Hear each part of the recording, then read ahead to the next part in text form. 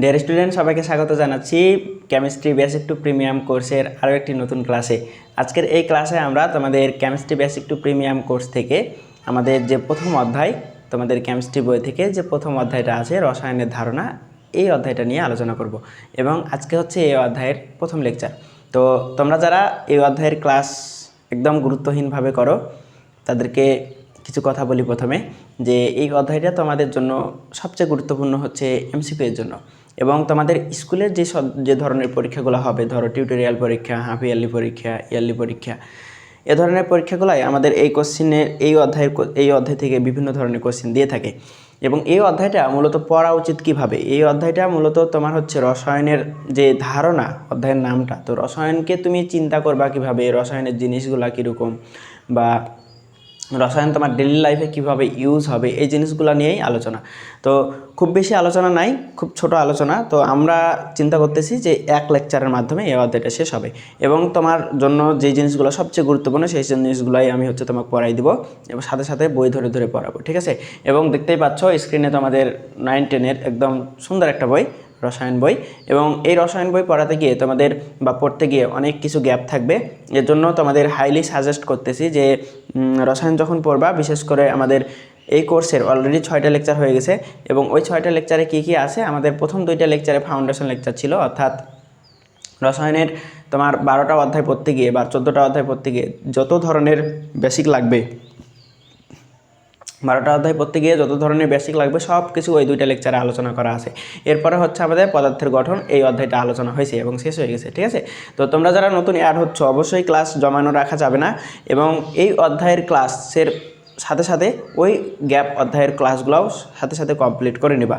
এবং ক্লাস করার সাথে সাথে অবশ্যই নোট করবা, এবং নোট করে অবশ্যই গ্রুপে শেয়ার করতে হবে। আমরা best note taker of the chapter, এটা আমরা একদম সিলেক্ট করব, ঠিক আছে? যে কার অধ্যায়ের কোন চ্যাপ্টারটার লেকচারটা তার সবচেয়ে বেশি প্রিমিয়াম হচ্ছে, সবচেয়ে বেশি সুন্দর হচ্ছে, তাকে আমরা আলাদা করে প্রাইজ মানি দিব।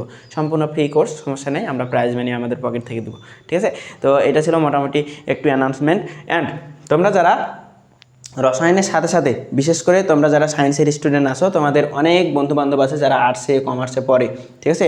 তাদের জন্য এবং তোমাদের জন্য সবচেয়ে গুরুত্বপূর্ণ একটা কোর্স, সেটা হচ্ছে আমাদের math course, math basic to premium course আমরা নিয়ে চলে আসছি। এবং এই কোর্সটাও তোমরা সম্পূর্ণ ফ্রিতেই করতে পারবা, ঠিক আছে? সো তোমাদের একটু দেখাই যে ম্যাথ কোর্সটা আমরা কিভাবে নিব। এই যে তোমাদের হচ্ছে ম্যাথ কোর্স। এই ম্যাথ কোর্স তোমরা হচ্ছে খুব ইজিলি, এই যে কেমিস্ট্রি যেভাবে বেসিক টু প্রিমিয়াম তোমরা ক্লাস করতেছো, এই ম্যাথেও বেসিক টু প্রিমিয়াম ক্লাসগুলো ওইভাবেই পাবা, ঠিক আছে? প্রত্যেকটা ক্লাস আমরা হচ্ছে লাইভে নিব। বিশেষ করে আমাদের পেজে প্রতিনিয়ত লাইভ ক্লাস হবে এবং ইউটিউবে প্রত্যেকটা ক্লাস সাজানো থাকবে। তার সাথে সাথে আমাদের বেসিক টু প্রিমিয়াম যে গ্রুপ আছে, এই গ্রুপে প্রত্যেকটা ক্লাস একটা পোস্টের মাধ্যমে আমাদের সাজানো থাকবে। অর্থাৎ একটা পেইড কোর্সে যেভাবে তোমার বিষয়গুলো নিয়ে সুন্দর করে গুছানো থাকে, সম্পূর্ণ ফিল তুমি একটা পেইড কোর্সের মতো পাবা, ঠিক আছে? এবং এই যে math basic to premium course, এই কোর্সের সাহায্যে তোমার 50টার অধিক, 50টাতে তো আমি শেষ করতে পারবো না, এটা শিওর, মানে 50টার অধিক তোমার ম্যাথের লাইভ ক্লাস হবে। এবং তার সাথে সাথে প্রত্যেকটা লাইভ ক্লাসে তোমার বেসিক, সিকিউ, এসকিউ, অনুশীলনী প্রত্যেকটা সলভ আমি নিজে হাতে করে দেবো, ঠিক আছে? এছাড়াও আমাদের এই কোর্সে আমাদের এমসিকিউ হ্যাকার সিরিজ নামে আলাদা একটা কোর্স আছে এমসিকিউ এর জন্য স্পেশালি। তো ওই কোর্সটাও একদম সম্পূর্ণ ফ্রিতেই এই কোর্সের মধ্যেই তোমরা পেয়ে যাবা, ঠিক আছে? তো এই যে ম্যাথের যে 17টা অধ্যায় আছে, 17টা আলাদা করে পরীক্ষা হবে, প্লাস 10টা ফাইনাল মডেল টেস্ট নিয়ে নেবো, ঠিক আছে? এবং এই মডেল টেস্টগুলোর ভিত্তিতে আমরা টপ র্যাঙ্কের আমাদের কোর্সের সবচেয়ে ভালো বা টপ র্যাঙ্ক যে করবে তাকে আলাদা করে গিফট আমরা শেষের দিকে আমরা করব, ওইটা আলাদা করে সবার জন্য পরীক্ষাটা উন্মুক্ত করব, ঠিক আছে? এবং স্পেশাল গাইডলাইনও একদম ফ্রিতে পেয়ে যাবে। এগুলো তোমার টপ নচ একটা পেড কোর্সে সবচেয়ে বেশি থাকে, ঠিক আছে? একটা পেড কোর্সের চেয়ে কোনো অংশে কম না। যারা আমার কেমিস্ট্রি ক্লাসগুলো করতেছো তারা অন্তত বলতে পারবা যে আমার ফ্রি কোর্স কোনোভাবেই পেড কোর্সের চেয়ে কম না, ঠিক আছে? অ্যান্ড সবচেয়ে ভালো নিয়মে আমি করাচ্ছি, ঠিক আছে? অ্যান্ড আমি বারবার বলতেছি যে আমার ওয়ান অফ দ্য বেস্ট ক্লাসগুলোই আমি হচ্ছে এই কোর্সটাতে নিচ্ছি, ঠিক আছে? তো ম্যাথ কোর্সেও ওরকম আমি হচ্ছে ক্লাস নিব। সো দ্রুত অবশ্যই কী করবা, ভাইয়াকে হোয়াটসঅ্যাপে জাস্ট নক দিবা, তাহলেই হবে। ভাইয়াকে হোয়াটসঅ্যাপে নক দিলেই তোমাকে আমি ম্যাথের বেসিক টু প্রিমিয়াম কোর্সে অ্যাড করাই দেবো, ঠিক আছে? অ্যান্ড বন্ধুদের গ্রুপে সবচেয়ে বেশি জয়েন করাতে হবে, অ্যান্ড আমার সাথে বেশি কানেক্ট করাবা। আর আমাদের পেজ এবং ইউটিউব চ্যানেল যা আছে এটা সাথেই থাকবা সবসময়, ঠিক আছে। অ্যান্ড সাবস্ক্রাইব করে নিবা বন্ধুবান্ধবের থেকে, ঠিক আছে।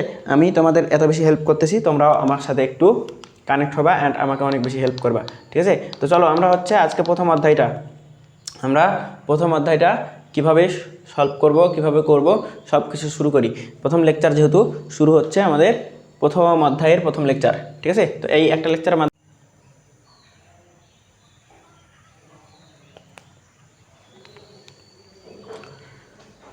দেখো এখান থেকে এই জিনিসগুলোই মূলত ইম্পর্টেন্ট, এবং আমরা ভিডিওটা শ্যুট করতেছিলাম, শ্যুট করতে করতে দেখতেছি হুট করে সমস্যা। এটা লিখে লিখেই পড়ানো, জাস্ট আমি বলে দিচ্ছি যে সংকর ধাতু জিনিসটা কি, রসায়ন কাকে বলে, সব কিছু লেখা আছে। তোমরা জাস্ট এই জায়গাগুলো এভাবে একটু পড়ে নেবা, ঠিক আছে। এই জায়গাগুলো এভাবে একটু পড়বা। এবার আসো আমাদের এই যে উনি যে বক্তব্য দিলেন, এই যে বিজ্ঞানী এখানে পরমাণু সম্পর্কে একজন বিজ্ঞানী ধারণা দিছে, তিনি বিজ্ঞানী ডেমোক্রিটাস পরমাণু সম্পর্কে ধারণা দেন, এবং সর্বপ্রথম পরমাণু সম্পর্কে ধারণা কিন্তু বিজ্ঞানী ডেমোক্রিটাসই দেন। এবং কত অব্দে সে যায়? 380 অব্দে, বোঝা গেছে। এবং তিনি বিখ্যাত একটা কথা বলেন যে পরমাণুকে যদি অনবরত ভাঙতে থাকি, পরমাণুকে যদি ভাঙা হতেই থাকে, তাহলে পরমাণু এক পর্যায়ে এমন একটা অবস্থায় যাবে যেটাকে আর ভাঙা যাবে না। এই অবস্থাটাকে আমাদের বলা হয় পরমাণু, ঠিক আছে। এই অবস্থাটাকে আমাদের বলা হয় পরমাণু। তো পরমাণুকে আমাদের এই যে ক্ষুদ্রতম কণিকা, পরমাণুর যে ক্ষুদ্রতম কণিকা আছে, এই কণিকার নাম আমরা আলাদা করে যদি দেই, এটা আমরা পরমাণুকে আমরা অ্যাটম বলতে পারি, ঠিক আছে। পরমাণুর বিজ্ঞানী ডেমোক্রিটাস পরমাণুর সুন্দর একটা নাম দিয়ে গেছে, সেটা এই পরমাণুকে তিনি নামকরণ করছেন অ্যাটম নামে। অ্যাটম শব্দের অর্থ কি? অ্যাটম শব্দের অর্থ অবিভাজ্য। তো পরমাণুর নাম, পরমাণু সম্পর্কে আরও কিছু পড়াশোনা আমাদের করতে হবে। এটা পরমাণুকে কি বলা হয়? আমাদের অ্যাটম বলা হয়। অ্যাটম, যার অর্থ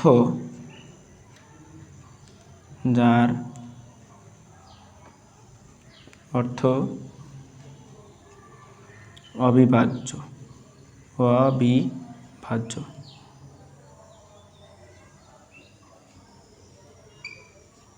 ঠিক আছে। অবিভাজ্য শব্দের অর্থ যাকে আর ভাঙা যায় না, বুঝা গেছে। তাহলে আশা করি এই জিনিসটা বুঝছো। এবং এবার আসো কেমিস্ট্রি শব্দের উৎপত্তি।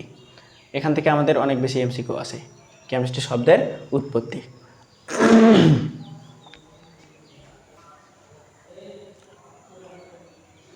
কেমিস্ট্রি শব্দের উৎপত্তি, নতুন একটা টপিক দাও, সেটা আমাদের কেমিস্ট্রি শব্দের উৎপত্তি।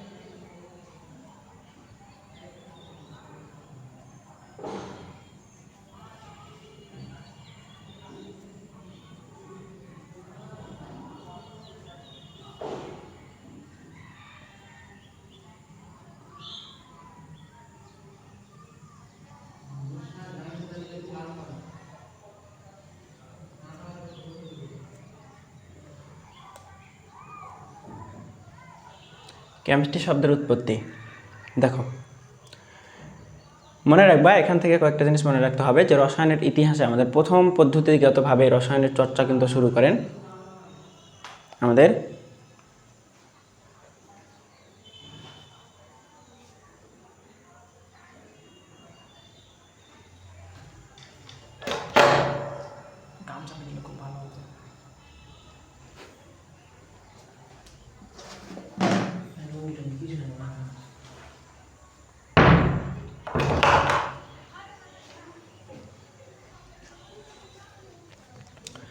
কয়েকটা জিনিস মনে রাখবা।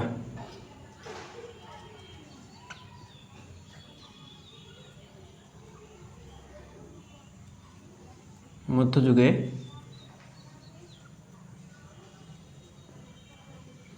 রসায়ন চর্চা সর্বপ্রথম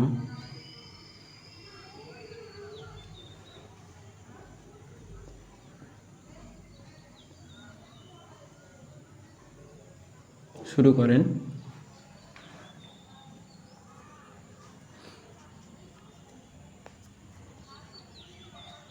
জাবির ইবনে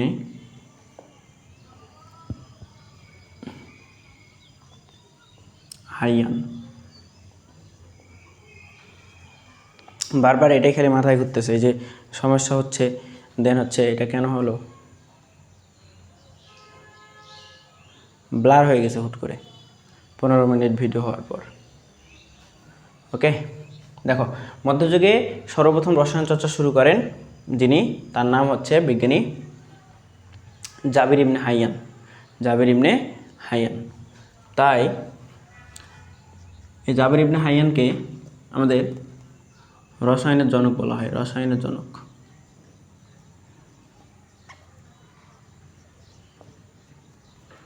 রসায়নের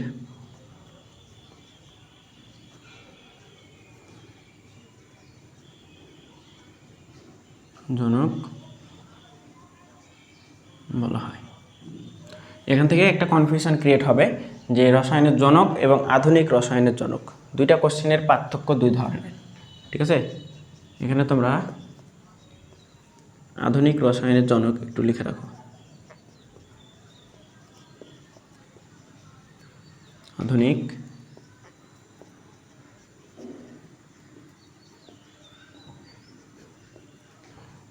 রসায়নের জনক বলা হয় কাকে? Antoine van Lavoisier. এগুলো একটু পরে আছে, সো আমি আগেই একটু পড়াই দিই, কারণ গবেষণা কে শুরু করলো এগুলা যদি আগে না দিই কেমনে তুমি ফিল করবা। ঠিক আছে, তাহলে অ্যান্টনি ল্যাভোসিয়ে। অ্যান্টনি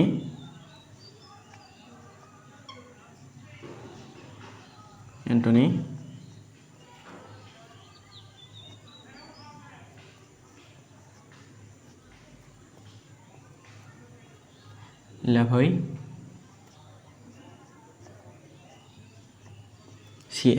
ঠিক আছে, আধুনিক রসায়নের জনককে? আধুনিক রসায়নের জনক হচ্ছে অ্যান্টনি ল্যাভোইসিয়ে, এবং রসায়নের জনক যদি বলে তাহলে জাবির ইবনে হাইয়ানের নাম মনে রাখবা। ঠিক আছে, এবার আসো আমাদের কেমিস্ট্রি শব্দের উৎপত্তি। কেমিস্ট্রি শব্দের উৎপত্তিটা কীভাবে হলো? তো এখান থেকে আমাদের এমসিকিউ, প্রচুর পরিমাণে এমসিকিউ আছে। ঠিক আছে, মনে রাখবা মধ্যযুগীয় রসায়ন চর্চাকে আমি হচ্ছে কয়েকটা ভাষা লিখে দিই। কেমিস্ট্রি নিয়ে যত আলোচনা, কেমিস্ট্রি শব্দ,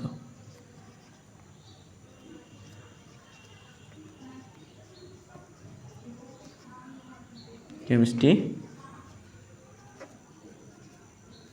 শব্দ। দেখো প্রথম কথা, মধ্যযুগে এই যে রসায়ন চর্চা কথা হতো, এই রসায়ন চর্চাকে বলা হতো আলকেমি। মধ্যযুগে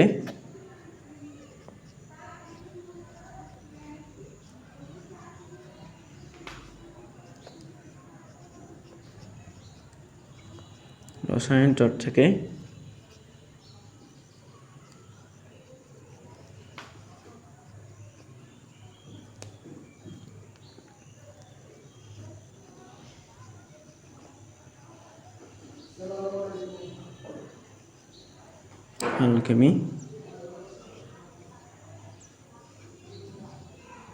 আলকেমি বলা হতো।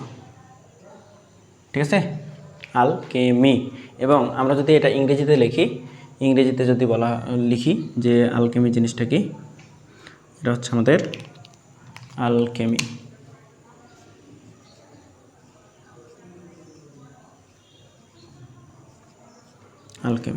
ঠিক আছে, সো এটা হচ্ছে আমাদের আলকেমি বলা হতো মধ্যযুগের রসায়নে। মধ্যযুগে রসায়ন চর্চাকে তাহলে কি বলা হতো? আলকেমি বলা হতো। এই ভিডিওটা এভাবে যাবে, কারণ এমন একটা অবস্থা গেছে ফোনের যে এটা হুট করে কি সমস্যা হইল। ওকে, সমস্যা নেই। এবং গবেষকদের কি বলা হতো? যারা গবেষণা করত, অর্থাৎ রসায়ন চর্চা, এই ঘটনাটাকে আলকেমি বলা হতো। এবং গবেষকদের অর্থাৎ ধরো তুমি রসায়নের কোনো একটা পদার্থ যদি নিয়ে গবেষণা করতা মধ্যযুগে, তাহলে তোমাকে বলা হতো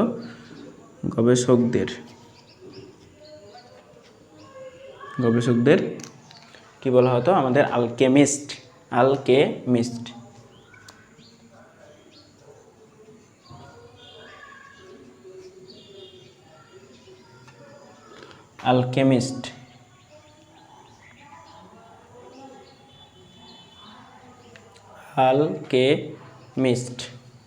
তাহলে এটা আমাদের আলকেমিস্ট প্রত্যেকটা এমসিকিউর জন্য অনেক ইম্পর্টেন্ট, ঠিক আছে? আলকেমিস্ট, ওকে, আলকেমিস্ট বলা হতো। ওকে, আর কি বলা হতো? আমাদের এই যে আলকিমি বা আলকেমি শব্দটা এসেছে আলকিমিয়া থেকে।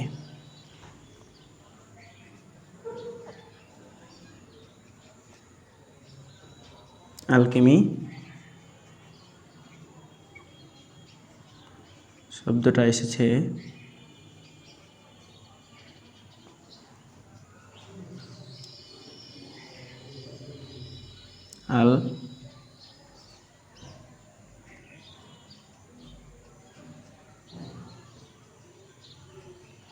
কিমিয়া থেকে, ঠিক আছে?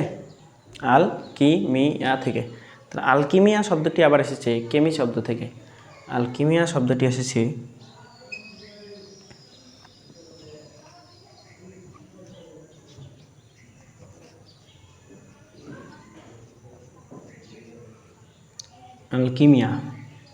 আলকিমিয়া শব্দটা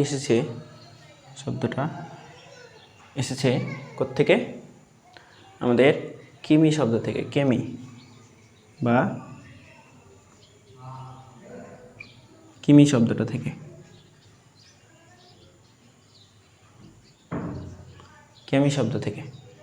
ঠিক আছে? কেমি বা আমাদের এগুলো কেন লিখে দিচ্ছি? এগুলো হচ্ছে আমাদের প্রত্যেকটা এমসিকিউর জন্য ইম্পর্টেন্ট। কিমি শব্দ থেকে, কিমি শব্দ থেকে। ওকে, এরপরে এই কেমি শব্দ থেকেই কেমিস্ট্রি শব্দ থেকে আসছে। এই কেমি থেকেই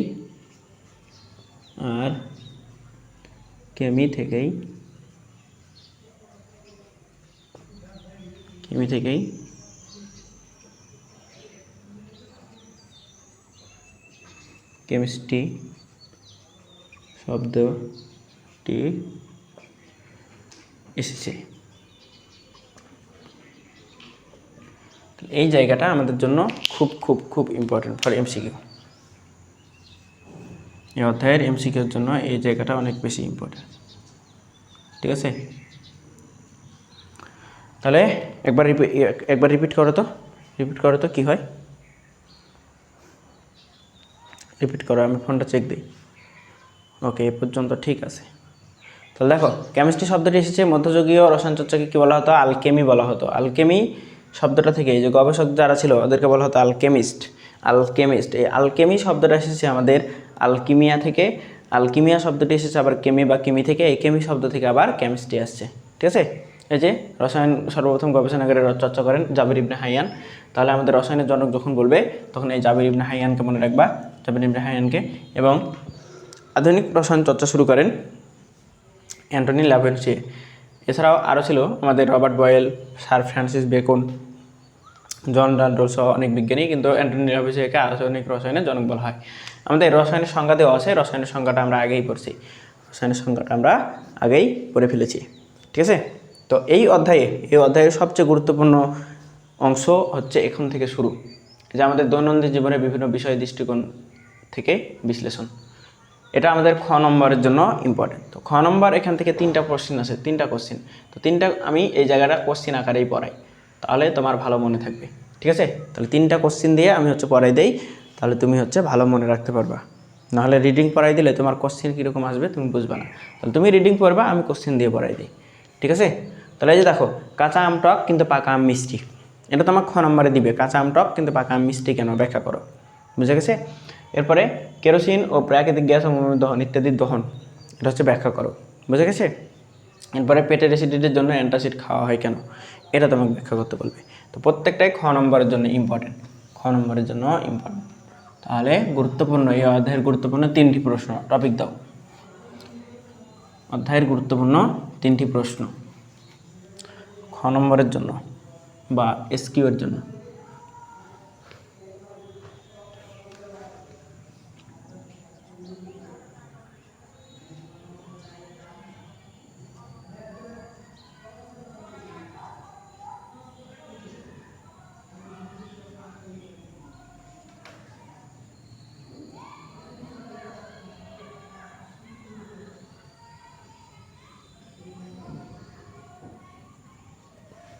গুরুত্বপূর্ণ 3টি প্রশ্ন।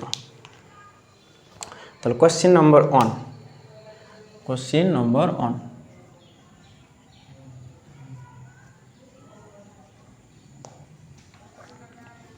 কাঁচা আম টক কিন্তু পাকা আম মিষ্টি কেন?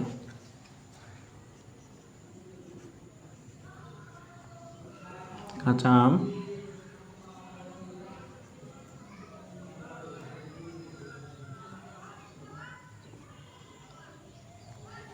টক কিন্তু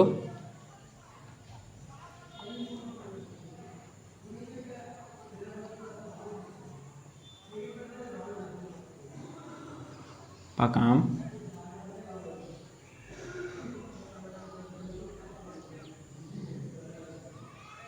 মিষ্টি কেন? এটা প্রথম কোশ্চেন। দেখো বইয়ে যে ব্যাখ্যাটা দেওয়া আছে এই ব্যাখ্যাটাই লিখবা, হুবহু মুখস্থ করবা। এই জায়গাটা তুমি যখন সংকেত দিয়ে বেশি লিখে দেবো তখন তোমার জন্য বেশি ডিফিকাল্ট হয়ে যাবে। তাহলে আমরা একদম ইজি পিজি করে পড়বো, এত বেশি প্রেশার নেব না। তাহলে প্রথম কোশ্চেনটা তোমার বইয়ে যেভাবে দেওয়া আছে সেভাবেই, যে কাঁচা আমে বিভিন্ন ধরনের জৈব অ্যাসিড থাকে, যেমন সাকসিনিক অ্যাসিড, ম্যালিক অ্যাসিড। এই অ্যাসিডগুলো যখন আমাদের কাঁচা থাকে তখন টক লাগে, কাঁচা অবস্থায় যখন থাকে ফলে তখন ফলটা টক লাগে। কিন্তু এ যখন পাকতে শুরু করে তখন অ্যাসিডে রূপান্তর হয়ে এরা গ্লুকোজ এবং ফ্রুক্টোজে পরিণত হতে শুরু করে। তো গ্লুকোজ ও ফ্রুক্টোজের কাজ হচ্ছে আমাদের শর্করা এবং বিভিন্ন এনজাইমের ক্রিয়ায় আমাদের হচ্ছে ফ্রুক্টোজ আমাদের চিনির দ্রবণ তৈরি করে। ঠিক আছে? তো এটা মূলত মূল বেসিকটা, যে গ্লুকোজ ও ফ্রুক্টোজ পরিণত হলে কেন আমাদের মিষ্টি লাগা শুরু করে। তো গ্লুকোজ ও ফ্রুক্টোজে যখন পরিণত হবে তখন ও হচ্ছে পাকতে শুরু করবে, আর পাকতে লাগলেই আমাদের হচ্ছে মিষ্টি লাগবে। ঠিক আছে? তো দেখো কাঁচা আমে বিভিন্ন ধরনের জৈব অ্যাসিড থাকে, যেমন সাকসিনিক অ্যাসিড, ম্যালিক অ্যাসিড প্রভৃতি। ফলে কাঁচা আম টক, কিন্তু পাকা আম যখন পাকতে শুরু করে তখন অ্যাসিডগুলোর রাসায়নিক পরিবর্তন ঘটে গ্লুকোজ ও ফ্রুক্টোজে পরিণত হয়। তাই পাকা আম কি লাগে, মিষ্টি লাগে। ঠিক আছে? গ্লুকোজের তোমরা হচ্ছে জীববিজ্ঞান পড়লে বুঝবা যে C6H12O6, এটা হচ্ছে আমাদের সংকেত হয়। তো বায়োলজি যখন পড়াবো তখন ওটা দেখাই দেবো কীভাবে হয়। ঠিক আছে? তো আমাদের সবচেয়ে গুরুত্বপূর্ণ এখান থেকে শুরু হচ্ছে যে কেরোসিন, প্রাকৃতিক গ্যাস ও মোম ইত্যাদির দহন। তাহলে 2 নম্বর কোশ্চেন, এগুলো হচ্ছে কোশ্চেন 2 আকারে পড়বা, কোশ্চেন আকারেই পড়বা। ঠিক আছে? যে কেরোসিন, প্রাকৃতিক গ্যাস ও মোমের দহন, মোম ইত্যাদির দহন ব্যাখ্যা করো। কেরোসিন,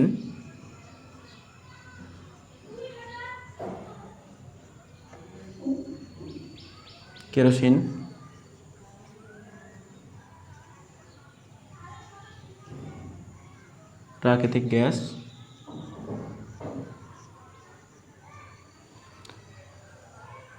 ও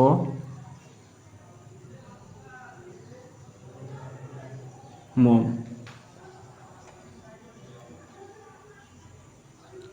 ইত্যাদির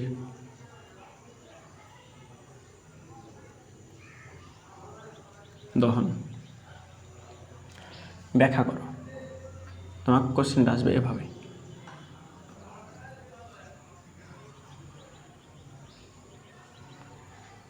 ঠিক আছে? এখন এটার ব্যাখ্যা করবা কীভাবে, দেখো বইয়ের আগে উদাহরণটা আমরা পড়ি, বইয়ের উদাহরণটা পড়ি, তারপরে আমরা হচ্ছে ব্যাখ্যা ওভাবেই দিব, কিন্তু কিছু বিক্রিয়া ইনক্লুড করতে হবে এই জায়গায়। দেখো কেরোসিন, প্রাকৃতিক গ্যাস, মোম এগুলোর মূল উপাদান হচ্ছে হাইড্রোকার্বন। কিছু বুঝতে হবে না, জাস্ট আমার সাথে সাথে দেখো। হাইড্রোকার্বন হচ্ছে কার্বন আর হাইড্রোজেনের যৌগ। ওকে? তাই যখন এগুলোর দহন ঘটে তখন বাতাসের অক্সিজেনের সাথে এগুলো বিক্রিয়া হয় এবং কার্বন ডাইঅক্সাইড, জলীয় বাষ্প, আলো আর তাপ শক্তি সৃষ্টি হয়। তো এটা আমাদের বুঝতে হবে। দেখো কেরোসিন, প্রাকৃতিক গ্যাস আর মোম এগুলোর মূল উপাদান হচ্ছে কি হাইড্রোকার্বন। এই যে প্রাকৃতিক গ্যাস কেরোসিন, প্রাকৃতিক গ্যাস এবং মোম, এগুলোর মূল উপাদান কি? হাইড্রোকার্বন। তো প্রাকৃতিক গ্যাসের মধ্যে একটা গ্যাস আছে যেটার নাম হচ্ছে মিথেন, এটাকে বলা হয় CH4। তার আগে আমরা হাইড্রোকার্বনটা বুঝি, তারপরে আমরা প্রাকৃতিক গ্যাসের উদাহরণটা বলতেছি, ঠিক আছে? তো এটা বুঝাচ্ছি জাস্ট তোমার বেসিকের জন্য, ব্যাখ্যা এটা না, ঠিক আছে? তুমি আগে কয়েকটা টার্ম বুঝো, এখানে টার্মগুলো কয়েকটা বুঝো। যে প্রথমত আমাদের প্রথম টার্ম হচ্ছে হাইড্রোকার্বন। এটা তোমরা 11 নম্বর অধ্যায়ে গিয়ে পাবা, জীবাশ্ম অধ্যায়, এবং যে অধ্যায়টা আমার পড়াতে সবচেয়ে বেস্ট লাগে অ্যান্ড স্টুডেন্টের কাছে সবচেয়ে বিরক্তকর একটা অধ্যায়, হাইড্রোকার্বন। দেখো, এই হাইড্রোকার্বন কথাটার মধ্যে দুইটা অংশ আছে, একটা হচ্ছে হাইড্রো, একটা হচ্ছে কি হাইড্রো, আর একটা হচ্ছে কার্বন। তাহলে এখান থেকে বোঝা যায় হাইড্রো মানে আমাদের হাইড্রোজেন, প্লাস কার্বন মানে আমাদের কার্বন মানে কার্বন। তাহলে হাইড্রোজেন এবং কার্বনের গঠিত যৌগ, এই যে হাইড্রোজেন এবং কার্বন দিয়ে গঠিত হবে এমন একটা যৌগ হবে, এটা হবে হাইড্রোকার্বন। দেখো লেখা আছে, তাহলে হাইড্রোকার্বন এবং হাইড্রোজেন এবং কার্বনের যৌগ কেন লেখা আছে বোঝা গেছে এবার? তাহলে হাইড্রোকার্বন মানে হাইড্রোজেন আর কার্বন থাকতে হবে। এখন যখন এগুলা দহন ঘটে, দহন জিনিসটা বুঝো। দহন মানে পুড়ে যাওয়া। দহন মানে কি? পুড়ে যাওয়া। এখন তুমি স্বাভাবিক চিন্তা করো, তোমার কেমিস্ট্রি বুঝতে হবে না। আগুন যখন পুড়ে যায়, আগুনে যখন কোনো কিছু পুড়ে যায়, তোমার কয়েকটা ঘটনা বলি, কয়েকটা ঘটনা। ধরো কোনো জায়গায় যখন আগুন লাগে বা তোমার কারো দেহে যদি আগুন লাগে, তখন বলা হয় যে মোটা কাপড় বা মোটা কিছু গায়ের সাথে জড়িয়ে নিতে হবে, জড়িয়ে নিয়ে মাটিতে গড়াগড়ি করতে হবে। এই ধরনের কনসেপ্ট শুনছো না তোমরা? শুনছো? তাহলে এই যে এই ঘটনা কেন ঘটায় বা মানুষ কেন বলে, আমি একটু চেক দিই, ওয়েট, ঠিক আছে। তাহলে এই ঘটনাটা মানুষ কেন করতে বলে, এই জিনিসটা কেন করতে বলে? দেখো, এটা হচ্ছে মানুষ যখন পুড়ে, তখন অক্সিজেনের উপস্থিতিতে কোনো কিছু পুড়ে, অক্সিজেন যদি ওই জায়গায় না থাকে তাহলে ওই জায়গায় আগুন জ্বলবে না। আগুন জ্বলার উপায় হচ্ছে ওখানে অক্সিজেন থাকতে হবে। তাহলে আগুন যে জ্বলে বায়ুতে, তার মানে বায়ুর অক্সিজেন ওর সাথে মিশে আছে, তাই না? বিষয়টা এরকম। তাহলে অক্সিজেন অবশ্যই আছে, ওখানে অবশ্যই আগুন জ্বলতেছে। তাহলে অক্সিজেনটাকে কোনোভাবে যদি সরবরাহ কমাই দেওয়া যায় বা সরবরাহ যদি বন্ধ করে দেওয়া যায়, তাহলে ওখানে আগুন জ্বলবে না, তাই না? এই কারণে আমাদের একটা ছোট্ট পরীক্ষা তোমাকে আমি দিই। ধরো তুমি একটা গ্লাস নিবা বা কোনো একটা মোমবাতি নিবা, কোনো একটা মোমবাতি। তো এই যে একটা মনে করো মোমবাতি, ঠিক আছে? তো এই হচ্ছে একটা মোমবাতি। তো এই মোমবাতিতে ধরো আগুন জ্বালানো আছে, এই মোমবাতিতে আগুন জ্বালানো আছে। তো এই মোমবাতিটাকে তুমি কি করবা, একটা সুন্দর করে একটা গ্লাস দিয়ে ঢাকাই ফেলবা। এই মনে করো একটা গ্লাস দিয়ে আমি ঢাকাই ফেলছি। এই যে এই গ্লাস দিয়ে তুমি ঢাকাই ফেললা, এর মানেটা কি? এর মানে হচ্ছে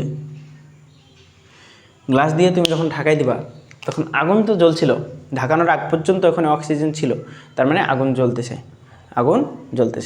তাহলে মোমে কি আছে? হাইড্রোকার্বন আছে, আগুন জ্বলতেছে অক্সিজেনের উপস্থিতিতে। ওকে, এটুকু বুঝো। এরপরে প্রাকৃতিক গ্যাস, ধরো আমরা যে রান্নার কাজে ইউজ করি, তাহলে ওখান থেকে গ্যাস একটা সরবরাহ হয় গ্যাসের চুলায়, তারপরে যখন আগুন দেয় তখন বাতাসের অক্সিজেনের উপস্থিতিতে জ্বলে, ওইটা একটা ঘটনা। কোথায় ছিলাম? যে আগুনটাকে তুমি হচ্ছে এই যে আগুন জ্বলা অবস্থায় তুমি গ্লাস দিয়ে ঢেকে দিলা, ঘটনা কি ঘটবে? কিছুক্ষণ পর দেখবা আগুন অটোমেটিক নিভে যাবে। এটার কারণটা কি? এটার কারণ হচ্ছে যে আগুন যখন জ্বলছিল ওই জায়গায়, তখন ওখানে আমাদের প্রচুর পরিমাণে অক্সিজেনের সরবরাহ ছিল। তো তুমি যখন গ্লাস দিয়ে ঢাকাই দিছো মোমবাতিটাকে, তখন অক্সিজেনের সরবরাহ ওই জায়গায় কমে গেছে। আগুন জ্বলতেছে, ওই জায়গায় ধোঁয়া হচ্ছে। এই ধোঁয়া হচ্ছে মানে ওখানে কার্বন ডাইঅক্সাইড বৃদ্ধি পাচ্ছে। তাহলে যখন তুমি গ্লাস দিয়ে ঢেকে দিচ্ছ, গ্লাস দিয়ে ঢেকে দেওয়ার আগ পর্যন্ত একটা অবস্থা, গ্লাস দিয়ে ঢেকে দেওয়ার পরবর্তী একটা অবস্থা। তো গ্লাস দিয়ে ঢেকে যখন ছিল তখন কার্বন ডাইঅক্সাইডও উৎপন্ন হচ্ছিল, সেই সাথে সাথে অক্সিজেন সরবরাহ হচ্ছিল। কার্বন ডাইঅক্সাইডটা বেরিয়ে যাচ্ছিল, কোনোভাবে আটকাচ্ছিল না, বা অক্সিজেন সরবরাহ হচ্ছিল। এখানে যখন গ্লাস দিয়ে ঢেকে দিবা, তখন অক্সিজেনও সরবরাহ হচ্ছে না। যে পরিমাণ অক্সিজেন ভিতরে আছে, যে গ্লাস দিয়ে ঢেকে দেওয়ার ফলে কিছু পরিমাণ অক্সিজেন তো থাকবে, তাহলে ততক্ষণ পর্যন্ত জ্বলবে। এবং ওখানে কার্বন ডাইঅক্সাইড অনবরত, গ্লাস দিয়ে যখন ঢেকে দিছো তখন অনবরত কার্বন ডাইঅক্সাইড বাড়তেই আছে না? কার্বন ডাইঅক্সাইড বেড়ে যাচ্ছে। কার্বন ডাইঅক্সাইড বাড়িয়ে অক্সিজেনটাকে কমিয়ে দিচ্ছে। তাহলে এই যে গ্লাসের ভিতরের ঘটনা, কার্বন ডাইঅক্সাইড বেড়ে গিয়ে অক্সিজেন কমে গেল। তাহলে কার্বন ডাইঅক্সাইড এতটা পরিমাণে বেড়ে গেল যে অক্সিজেন নাই হয়ে গেছে। তাহলে অক্সিজেন যেই জায়গায় নাই, যে জায়গায় অক্সিজেন একদমই নাই, তাহলে ওই জায়গায় আগুন জ্বলবে না। তাহলে এই কারণে আগুন নিভে যায়। একটু সময় নিছি, কারণ জিনিসগুলো খুবই কনসেপচুয়াল এবং তোমাকে বুঝতে হবে। তাহলে তুমি বুঝলেই আলটিমেট আমরা সাকসেস। তাহলে এই জিনিসটা একদম ভালো মতো তুমি মাথায় সেট করে নিবা, ঠিক আছে? তাহলে আমরা এবার এত কিছু বললাম শুধুমাত্র গল্পের সাহায্যে, থিওরিটিক্যালি কী ঘটে আমরা রিয়েলিটি মেনটেন করে সব কিছু দেখলাম। এখন আমাদের ইকুয়েশন কি বলে, আমাদের কেমিস্ট্রির ভাষায় এটাকে কিভাবে উপস্থাপন করব, এটা হচ্ছে মুখ্য বিষয়, এটা হচ্ছে প্ল্যান। দেখো, কেমিস্ট্রির ভাষায় বলতেছে হাইড্রোকার্বন যখন থাকে, হাইড্রোকার্বনে কি থাকে, হাইড্রোজেন থাকে, কার্বন থাকে, হাইড্রোজেন থাকে, কার্বন থাকে। এবং বাতাসে যখন এটাকে হাইড্রোকার্বন দেওয়া হবে, বাতাসে যখন হাইড্রোকার্বন দেওয়া হবে, যখন জ্বালিয়ে দেওয়া হবে, দেখো তাহলে আমি তোমাকে হাইড্রোকার্বন মানে প্রাকৃতিক গ্যাস, এটাও তোমাকে বললাম যে এটার নাম হচ্ছে মিথেন, এটা হচ্ছে আমাদের সিলিন্ডারে পাওয়া যায়। বিশ্বাস করে নাও আমার কথা, এখন আপাতত বিশ্বাস করে নাও। তাহলে এই দেখো কার্বন আছে, হাইড্রোজেন আছে, তাহলে কার্বন একটা, হাইড্রোজেন চারটা, কোনো কিছু বুঝতে হবে না যে কার্বন আছে, হাইড্রোজেন আছে, তার মানে এটা একটা হাইড্রোকার্বন। তাহলে হাইড্রোকার্বন, ওকে, তাহলে হাইড্রোকার্বন আমি নিলাম, প্লাস এর সাথে অবশ্যই অক্সিজেন বিক্রিয়া করবে। এগুলোর দহন যখন ঘটে তখন বাতাসের অক্সিজেনের সাথে বিক্রিয়া করে, তাই না? তাহলে বাতাসের অক্সিজেন, তাহলে এর সাথে অক্সিজেন, আমি জন একলা থাকতে পারবে না বলছিলাম, তাহলে অক্সিজেন দেখো দ্বিপরমাণু একটা মৌল, তাহলে এই যে অক্সিজেনকে আমি বিক্রিয়া ঘটালাম, তাহলে অক্সিজেন এর সাথে যুক্ত হলো। তার মানে পরিবেশে ছেড়ে দিছো, পরিবেশে তুমি কোনোভাবে নিছো এটাকে, তারপরে পরিবেশে তাপ দেওয়া শুরু করছো, ওই ঘটনাটা এখানে করতেছে, দেখো তাহলে বোর্ডে এবার করতেছে। তাহলে মিথেন আর অক্সিজেন বিক্রিয়া করতেছে, তাহলে এর ফলে আমাদের কী তৈরি হবে জানো? এখান থেকে আমাদের কার্বন ডাইঅক্সাইড উৎপন্ন হবে, প্লাস জলীয় বাষ্প উৎপন্ন হতে হবে, প্লাস তাপ শক্তি।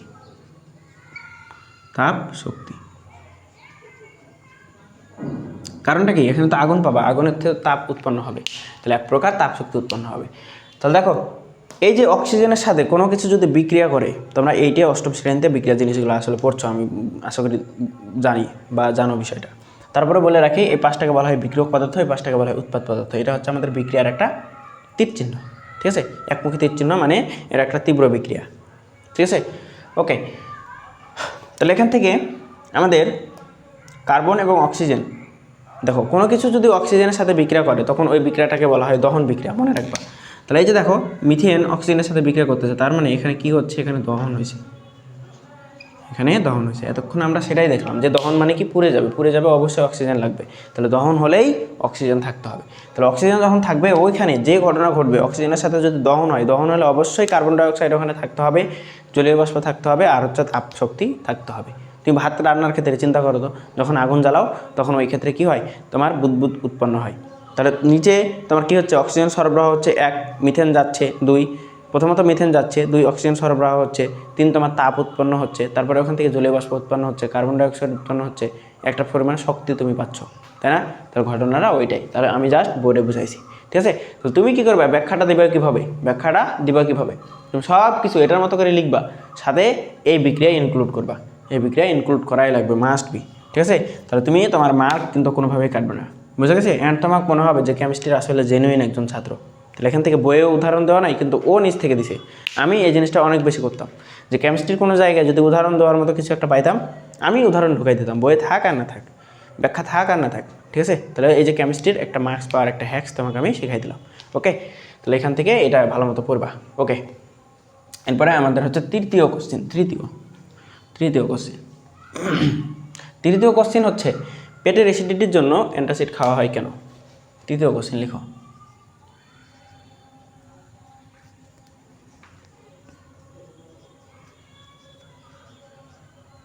পেটের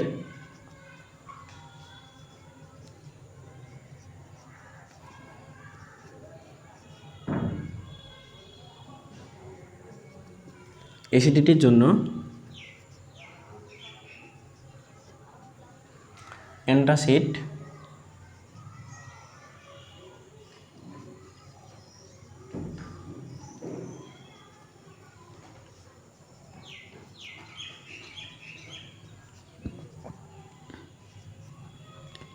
খাওয়া হয়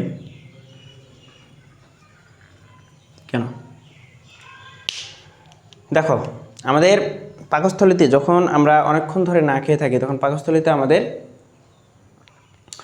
পাকস্থলীতে হাইড্রোক্লোরিক নামে একটা অ্যাসিড আছে, ওই অ্যাসিডটা অ্যাটাক করে। ওই অ্যাসিড অ্যাটাক করার মাধ্যমে দেখো পাকস্থলীতে অতিরিক্ত হাইড্রোক্লোরিক নিঃসৃত হলে পেটে অ্যাসিডিটির সমস্যা হয়। অ্যান্টাসিডে থাকে অ্যালুমিনিয়াম হাইড্রোক্সাইড ও ম্যাগনেসিয়াম হাইড্রোক্সাইড, এই দুটি যৌগ অ্যাসিডকে প্রশমিত করে। এ কারণে পেটের অ্যাসিডিটির জন্য অ্যান্টাসিড খাওয়া হয়। ওকে, ওটা তুমি ওভাবে ব্যাখ্যা দেবা, তারপরে বিক্রিয়াটা লিখবে এভাবে। দেখো আমি তোমাদের সংকেত লেখা শেখাচ্ছি তৃতীয় অধ্যায় কীভাবে সংকেত লিখবা, এই যে হাইড্রোক্লোরিক কীভাবে লিখে। তাহলে প্রথমত হাইড্রোক্লোরিক অ্যাসিড পেটের মধ্যে থাকে, প্লাস তুমি অ্যান্টাসিড খাচ্ছ, তাহলে অ্যান্টাসিড খাওয়ার ফলে তোমার পেটে ইনপুট যাচ্ছে কি ম্যাগনেসিয়াম হাইড্রোক্সাইড। এইগুলা কি জানো? এগুলো হচ্ছে তোমার এটা হচ্ছে একটা অ্যাসিড আর এটা একটা ক্ষার। কীভাবে বুঝবা এটা একটা অ্যাসিড এটা একটা ক্ষার? মনে রাখবা যার সাথে এইচ থাকে, শর্টকাট, যার সাথে এইচ থাকে তাকে বলা হয় অ্যাসিড, এবং যার সাথে OH থাকে তাকে বলা হয় ক্ষার। বোঝা গেছে? যার সাথে এইচ থাকে তাকে বলা হয় অ্যাসিড, এবং যার সাথে OH থাকে তাকে বলা হয় ক্ষার। এখন অ্যাসিড আর ক্ষার পরস্পর যখন বিক্রিয়া করবে তখন এখান থেকে উৎপন্ন হবে তোমার লবণ প্লাস পানি। এটা 100% লবণ আর পানি উৎপন্ন হতেই হবে, ঠিক আছে? লবণ কীভাবে চিনবা ওগুলো আমি দেখাইছি এই তোমার ফাউন্ডেশন লেকচারে, তো ওগুলো একটু করবা তাহলে হবে। অ্যান্ড এই যে বিক্রিয়াটা হবে, এই সম্পূর্ণ বিক্রিয়াটাকে আমাদের বলা হয় প্রশমন বিক্রিয়া। এই সব কিছু তোমরা বিভিন্ন অধ্যায়ে গিয়ে পাবা, কিন্তু এই জিনিসগুলো তো তোমাকে এখন বুঝতে হবেই। এখন যদি না বুঝো তাহলে তোমার কনসেপ্ট ক্লিয়ার হবে না। যেটা প্রশ্মিত হচ্ছেটা কেন, তাহলে কেন অ্যান্সার যদি তুমি না পাও তোমার মাথায় এটা সেট হবে না, ঠিক আছে? তাহলে দেখো অ্যাসিড আর ক্ষার এখানে বিক্রিয়া করে লবণ আর পানি উৎপন্ন হবে, তখন এই বিক্রিয়াকে আমাদের বলা হবে প্রশমন বিক্রিয়া। এ কারণে এই জায়গায় লাস্ট লাইন লিখে রাখছে এই দুটি যৌগ মিশ্রিত হয়ে কি করে? প্রশমিত করে, অ্যাসিডকে প্রশমিত করে। তাহলে অ্যাসিডকে এ কারণে প্রশমিত করে, আমাদের পেটের ব্যথা এ কারণে কমাই দেয়।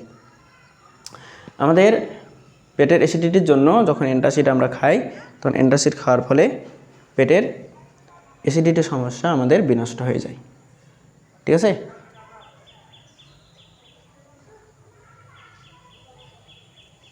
বুঝছো?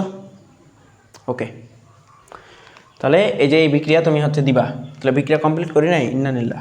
দেখো বিক্রিয়া কীভাবে কমপ্লিট করাবা মনে রাখবা। এক নম্বর ফাউন্ডেশনে দেখাইছি, এটা হবে প্লাস, এটা হবে মাইনাস। কারণ কি? এর যোজনী 1, এর যোজনী 1, তাহলে বামেরটা প্লাস হয়, ডানেরটা মাইনাস হয়। এর যোজনী এই যে এখানে যেটা থাকে এটা মাথার উপরে এসে বসে। ফাউন্ডেশনে 1 আর 2 100% পড়তে হবে, তোমাকে 100% দেখতে হবে। তাহলে এটা হবে 2 মাইনাস। তাহলে এবার প্লাস বিক্রিয়া করবে অলওয়েজ মাইনাসের সাথে, তাহলে এটা মাইনাস এটা প্লাস, বিক্রিয়া করবে কে তাকে বসাও। তাহলে ম্যাগনেসিয়াম আর হচ্ছে কি ক্লোরিন। এবার কার যোজনী কত দেখো, মাথার উপরে যেটা থাকে সেটা তার যোজনী, তাহলে এর উপর মাথার উপর থাকে প্লাস মাইনাস দিয়ে যোজনী বসে না, তাহলে এর যোজনীটা যাবে ক্লোরিনের কাছে। এটা আমি সব সময় দেখাইছি, ঠিক আছে? এবং এর যোজনীটা যাবে ম্যাগনেসিয়ামের কাছে। এক বসানো লাগবে না, কারণ চিহ্ন সহ যোজনী বসাতে হয় না। প্লাস এবার এই যেখানে ওই সেখানেই সংসার গঠন করে কি তৈরি করবে? পানি উৎপন্ন করবে, ঠিক আছে? একদম ইজি পিজি কিনা বলো? ইজি পিজি, ঠিক আছে? তাহলে এই যে এই বিক্রিয়া তুমি ব্যাখ্যাটা দিয়ে এই বিক্রিয়া ইনক্লুড করে দিবা, তাহলে তোমার ফুল মার্কসই দিব, ঠিক আছে? ওকে, তাহলে এটা তোমার একটু গ্যাপ ছিল এই জায়গায়, বইয়ে ব্যাখ্যা দেয় নাই, এই জায়গাটা তুমি আমার থেকে শিখে নিলা। ওকে, রসায়নের পরিধি ও ক্ষেত্রসমূহ এই জায়গাগুলো একটু পড়বা, রিডিং পড়বা, তাহলেই বুঝবা। এবার এখান থেকে কয়েকটা জিনিস পড়তে হবে। বস্তু, পদার্থ ও উপাদান। বায়ুর প্রধান উপাদান কি? বায়ুর প্রধান উপাদান হচ্ছে নাইট্রোজেন ও অক্সিজেন। এগুলো আমি না লিখে দেই, সময় নষ্ট না করি তোমাদের, ঠিক আছে? এটা হচ্ছে আমাদের বায়ুর প্রধান উপাদান হচ্ছে নাইট্রোজেন ও অক্সিজেন। খাবার পানির প্রধান উপাদান কি? খনিজ লবণ। এগুলো তোমার এমসিকিউর জন্য ইম্পর্টেন্ট, প্রত্যেকটাই পড়বা। সার, nitrogen, phosphorus, calcium, magnesium, potassium, ঠিক আছে? এরপর কাগজ, এই যে এইটা অনেক ইম্পর্টেন্ট। কাগজের প্রধান উপাদান হচ্ছে সেলুলোজ। এটা একটু 3 স্টার দিয়ে লেখো, রাখো, ঠিক আছে? এটা 3 স্টার দিয়ে রাখো। ওকে, তাহলে এবার চলে আসো জীববিজ্ঞানের সাথে রসায়নের সম্পর্ক। দেখো জীববিজ্ঞানে আমাদের সবচেয়ে গুরুত্বপূর্ণ বিক্রিয়া হচ্ছে সালোক সংশ্লেষণের বিক্রিয়া। তো সালোক সংশ্লেষণ যখন হয়, তো সালোক সংশ্লেষণ তো আমাদের এমনি হয় না, একটা বিক্রিয়ার মাধ্যমে হয়, তাই না? তো সালোক সংশ্লেষণ কীভাবে হয়? C6 H12 O6 এটা অক্সিজেনের সাথে বিক্রিয়া করে না, অক্সিজেনের সাথে বিক্রিয়া করে আবার গ্লুকোজ ফ্রুক্টোজ উৎপন্ন করে, পানি উৎপন্ন করে, কার্বন ডাইঅক্সাইড উৎপন্ন করে। তো এটা তো একটা বিক্রিয়া, তাহলে এই যে বিক্রিয়ার সাথে সম্পর্কযুক্ত, তাহলে জীববিজ্ঞানে তুমি ক্লোরোফিলের উপস্থিতিতে, আলোর উপস্থিতিতে শর্করা উৎপন্ন করতেছে বা আমাদের কি উৎপন্ন করতেছে, আমাদের গ্লুকোজ ফ্রুক্টোজ উৎপন্ন করতেছে। তো সেইখানে আমাদের যেটা হচ্ছে সেটা কি, সেখানে যেটা হচ্ছে সেটা হচ্ছে আমাদের বিক্রিয়ার সাহায্যে হচ্ছে। তো জীববিজ্ঞানের সাথে মূলত এখানেই সম্পর্ক, বিক্রিয়ার সাথে সম্পর্ক, ঠিক আছে। তো জিনিসগুলো পড়বা, তাহলে তুমি পাবা, তাহলে তুমি বুঝবা। পদার্থবিজ্ঞানের সাথে বিভিন্ন গাণিতিক তত্ত্ব, গাণিতিক উপাত্ত, গাণিতিক হিসাব নিকাশ সব কিছু, পদার্থবিজ্ঞানের বিভিন্ন তত্ত্বের সাথে রসায়নের অনেক তত্ত্ব মিলে যাবে, ঠিক আছে। যেমন আমি হচ্ছে 3 নম্বর অধ্যায়ে দেখাইছি, একটা হচ্ছে প্রমাণ দেখাইছিলাম ওই যে অ্যাভোগাড্রোর সংখ্যা, আরেকটা হচ্ছে আমরা দেখাইছিলাম প্লাঙ্কের ধ্রুবক, প্লাঙ্কের ধ্রুবকের সাহায্যে সি সমান সমান ভি ল্যামডা বা মিউ ল্যামডা, ওটা হচ্ছে আসলে পদার্থবিজ্ঞানের একটা অংশ, ঠিক আছে। যে এফ সমান সমান ভি সমান সমান এফ ল্যামডা, ওটা আমাদের পদার্থবিজ্ঞানে ওইভাবেই বলে যে এফ হচ্ছে কম্পাঙ্ক, ল্যামডা হচ্ছে তরঙ্গ দৈর্ঘ্য, আর ভি হচ্ছে আমাদের বেগ। তো বেগের এই যে কনসেপ্টটা, এটা তো মূলত পদার্থবিজ্ঞানের। তাহলে পদার্থবিজ্ঞান রসায়ন পড়তে গিয়ে আমাদের কাজে লাগতেছে, এই কারণে রসায়নের সাথে সম্পর্ক আছে। গণিতের সাথে বিভিন্ন হিসাব, জটিল সূত্র সব কিছু ব্যবহার করে বিভিন্ন হিসাব কিতাব করা হয়, বিশেষ করে তোমাদের 6 নম্বর অধ্যায়ে যেগুলো দেখবা, 6 নম্বর অধ্যায়ে গিয়ে এগুলো আলোচনা আছে, ঠিক আছে। যে গণিতের বিভিন্ন সংখ্যা, অঙ্ক টঙ্ক দিয়ে কি রসায়নের হিসাব করা হচ্ছে, ঠিক আছে। এই যে রসায়ন পাঠের গুরুত্ব, রসায়ন পাঠ করবা কেন? দেখো, তুমি সকালবেলা যখন ঘুম থেকে উঠবা তখন রসায়ন পাঠ কেন করবা? দেখো, সকালবেলা যখন ঘুম থেকে উঠো তখন প্রথমেই তুমি কি নাও? একটা ব্রাশ নাও, ব্রাশের সাথে টুথপেস্ট নাও। ব্রাশটা যে তুমি নিলা, এই যে ব্রাশটা হচ্ছে আমাদের খুবই সুন্দর একটা পদার্থ, পলিভিনাইল, পিভিসি, পলিভিনাইল ক্লোরাইড, এটা সাহায্যে উৎপন্ন হয়। এটা তুমি 11 নম্বর অধ্যায়ে গিয়ে পাবা। তো এটা সাহায্যে উৎপন্ন হচ্ছে ব্রাশ, প্লাস তুমি যে পেস্ট নিচ্ছ, পেস্ট হচ্ছে বিভিন্ন পদার্থের গঠিত রূপ, বিভিন্ন পদার্থের সমন্বয়ে গঠিত একটা পেস্ট। তাহলে বিভিন্ন পদার্থের সাথে তোমার হচ্ছে কী গঠন করা হচ্ছে? আমাদের বিভিন্ন পদার্থের সাথে আমাদের পেপসোডেন্ট বা বিভিন্ন তোমার হচ্ছে যে ক্লোজ আপ আছে, এই পেস্টগুলো উৎপন্ন করা হয়, ঠিক আছে। তো এই পদার্থগুলো আমাদের যখন উৎপন্ন করে তখন বিভিন্ন পদার্থের সংমিশ্রণে তৈরি হয়, তাই না? তো এই যে বিভিন্ন পদার্থ তুমি কোত্থেকে পাচ্ছ? এটা হচ্ছে রসায়নের একটা অবদান, বিভিন্ন তরল, বিভিন্ন তোমার হচ্ছে রাসায়নিক বিক্রিয়ার মাধ্যমে পদার্থগুলো উৎপন্ন হয়ে তারপরে তুমি পেস্টটা পাচ্ছ। তাহলে তুমি ব্রাশ নিচ্ছ, ব্রাশে পেস্ট নিচ্ছ, তারপরে তুমি ব্রাশ করতেছো। তাহলে ব্রাশ যদি তুমি একদিন না করো, তোমার কী অবস্থাটা হবে? দেখো তো কী অবস্থাটা হবে। তাহলে রসায়ন পাঠে তোমার হচ্ছে ডেইলি লাইফে গুরুত্ব আছে কি না? আছে। এছাড়াও বিভিন্ন তোমার হচ্ছে ফরমালিন দিয়ে তোমার হচ্ছে বিভিন্ন পদার্থ, যেমন হিমাগারে বিভিন্ন পদার্থ তোমার অনেক দিন ধরে, ভিনেগার দিয়ে অনেক দিন ধরে পদার্থকে কী রক্ষা করা যায় জীবাণু থেকে, অনেক দিন ধরে সংরক্ষণ করা যায়। সংরক্ষণ করার বিভিন্ন পদার্থ উৎপন্ন করা হয় রসায়নের সাহায্যে। আবার তোমার যদি দেখো আরও অনেক কিছু ডেইলি লাইফের বিভিন্ন যে সুতাপত্র যদি তুমি দেখো, ধরো তোমার যে লাইফে সুতা ইউজ করো, অনেক ধরনের সুতা, ফেব্রিক্স, তারপরে যে কাপড়ের অনেক কিছু পশম, এগুলো হচ্ছে রসায়নের অংশ, ঠিক আছে। বিভিন্ন প্লাস্টিকের অনেক বেশি গুরুত্ব রসায়নে। প্লাস্টিক হচ্ছে রসায়ন ছাড়া দাঁড়াতে পারবে না, ঠিক আছে। সো বিভিন্ন প্লাস্টিক মূলত এই যে পিভিসি বা পলিভিনাইল ক্লোরাইড, তারপরে এগুলা নাইলন, এগুলো, হ্যাঁ। তো এগুলো হচ্ছে আমাদের যখন ডেইলি লাইফে ইউজ হচ্ছে ডে বাই ডে, তো এই যে এগুলো ছাড়া, এই পদার্থগুলো ছাড়া আমরা হচ্ছে প্লাস্টিক পাইতাম না, অনেক কিছু পাইতাম না। তো এই যে জিনিসপত্রগুলো যদি না পাই, টয়লেট ক্লিনার, শ্যাম্পু, সাবান, লোশন, এগুলো আমাদের প্রত্যেক জায়গায় আমাদের কাজে লাগে। তাহলে এই জিনিসগুলো মূলত রসায়ন থেকে আসে, এই কারণে রসায়নে আমাদের বিভিন্নভাবে কাজে লাগে। দেখো, প্রিজারভেটিভস কি? যে সকল প্রোডাক্ট বা যে সকল পদার্থের সাহায্যে বিভিন্ন উৎপাদিত পদার্থকে বা জৈব পদার্থকে সংরক্ষণ করা হয়, তাদেরকে বলা হয় প্রিজারভেটিভস মূলত একটা সংরক্ষণ জাতীয় পদার্থ, যেমন ভিনেগার একটা প্রিজারভেটিভস। তোমরা ইন্টারমিডিয়েটে গিয়ে প্রিজারভেটিভস নিয়ে অনেক ধরনের পড়াশোনা করবা। প্রিজারভেটিভস আমাদের কয়েক ধরনের হয়ে থাকে, অ্যান্ড প্রিজারভেটিভস থেকে সবচেয়ে বেশি আমাদের অ্যাডমিশনে অনেক বেশি এমসিকিউ আসে, ঠিক আছে। তো এই জিনিসগুলো তোমরা হচ্ছে দেখবা। আমাদের রসায়নের আমাদের কর্মমুখী রসায়ন নামে একটা অধ্যায় পাবা ইন্টারমিডিয়েটে গিয়ে, তখন ওইগুলো নিয়ে ভালো মতো পড়াশোনা করতে পারবা, ঠিক আছে। তো এগুলো হচ্ছে আমি সময় নষ্ট করতেছি না, জাস্ট গল্প শোনালাম, যাতে করে তুমি রিডিং পড়ে নিয়ে এই জিনিসগুলো যাতে বুঝতে পারো। এবার আসো রসায়ন অনুসন্ধান ও গবেষণা প্রক্রিয়া। আচ্ছা, গবেষণা জিনিসটা কি? গবেষণা হচ্ছে কোনো একটা পদার্থকে তুমি নিলা, কোনো একটা পদার্থ নিয়ে সেটার পরীক্ষা নিরীক্ষা এবং পর্যাপ্ত ডাটা কালেক্ট করে সেটার একটা উপযুক্ত ব্যাখ্যা তুমি দিলা, সেটাকে আমরা কি বলি? এটা একটা গবেষণা, ঠিক আছে।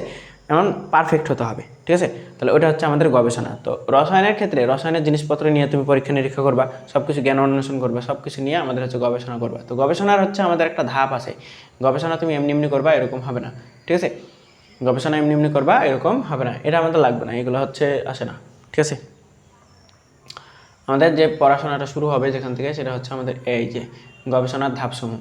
এখান থেকে অনুসন্ধান বা গবেষণা ধাপ প্রক্রিয়ার ধাপ, এই জায়গা থেকে আমাদের মোস্ট লেভেলের এমসিকিউ আছে, সবচেয়ে এমসিকিউ এখান থেকে আমাদের এমসিকিউ আছে, ঠিক আছে। তো এই এমসিকিউগুলো তুমি কীভাবে কালেক্ট করবা, এই এমসিকিউগুলো কীভাবে তুমি কমপ্লিট করবা, এটা আমি একটা গল্প শোনাই, ঠিক আছে। জাস্ট এই অধ্যায়টা গল্প শোনানোর পালা, এই অধ্যায়টা তেমন কিছু না, অ্যান্ড লাস্টের দিকেরগুলো গুরুত্বপূর্ণ, লাস্টের দিকেরগুলো গুরুত্বপূর্ণ, ওগুলো থেকে এমসিকিউ আসবে অ্যান্ড সিকিউ আসবে। এই কারণে লাস্টের টপিকটা অনেক ইম্পর্টেন্ট, এই টপিকটা আমরা শেষ করি, তারপরে লাস্টের টপিকে চলে যাব, ঠিক আছে। আসো, প্রথমত তোমার গবেষণার ধাপ বুঝতে হবে না। তুমি কিছুক্ষণের জন্য নিজেকে মনে করো তুমি একজন বিজ্ঞানী, ডক্টর ঝটকা, ডক্টর ঝটকা মনে করো। তাহলে এই মনে করো ডক্টর ঝটকা,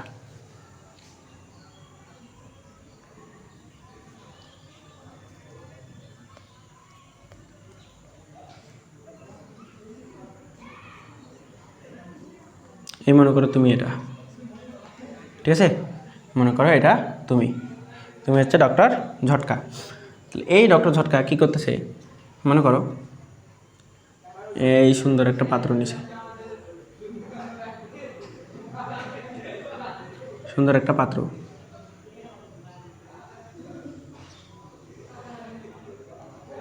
ঠিক আছে।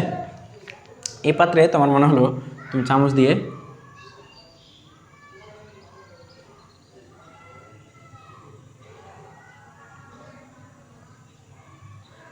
তোর মনে হলো তুমি চামচ দিয়ে কী করতেছ, চিনি ঢেলে দিলা, কিছু পরিমাণ চিনি, ঠিক আছে। তুমি জানো না যে এখান থেকে কী উৎপন্ন হয়, এখানে তোমার পানি আছে, এখানে তোমার পানি, তুমি মনে করো গবেষণা করতেছো। তো সহজ গবেষণা করতেছো তুমি, একদম জটিল গবেষণা কিছু করতেছো না।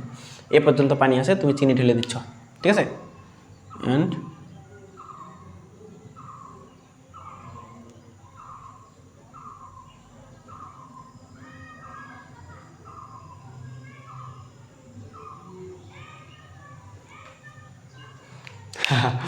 আচ্ছা, হাত হয়ে এটা কি একটা হয়ে গেছে গরুর মতো, এটা আঁকানোর প্রয়োজন নেই, আমি জাস্ট চেষ্টা করতেছিলাম, আর্ট ভালো পারি না, যা পারছি ওটাই অনেক। এটা দিয়ে আমরা হচ্ছে বছর পার করে দেবো, এই আর্ট দিয়েই, ঠিক আছে। সব প্যারা নেই। আচ্ছা, এটা একটা চামচ মনে করো, তাহলে হবে, অন্য কিছু মনে করার প্রয়োজন নেই। ওকে, তাহলে এটা একটা পাত্র, পাত্রের মধ্যে পানি আছে, পাত্রে আবার চামচ দিয়ে তুমি হচ্ছে চিনি ঢেলে দিচ্ছ। তাহলে এগুলো কি, এগুলো হচ্ছে চিনি, এগুলো হচ্ছে কি তুমি পাবা, এগুলো হচ্ছে চিনি,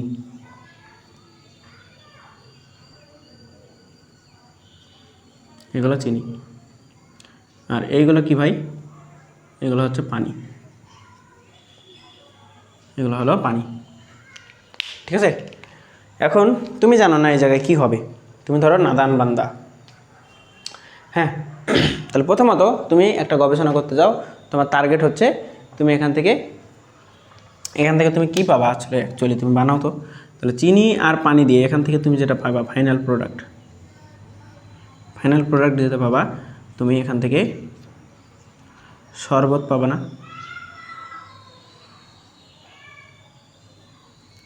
শরবত পাবা।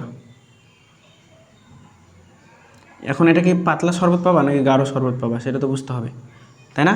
তাহলে প্রথমত তুমি শরবত পাবা। তাহলে এই তোমার কিছু একটা হয়েছে, চিনি দিছো, পানি দিছো, শরবত হয়ে গেছে। তাহলে আমরা হচ্ছে গবেষণার ধাপ বুঝতে চাই, গবেষণার বিভিন্ন ধাপ। তাহলে টপিক দিবা গবেষণার বিভিন্ন ধাপ,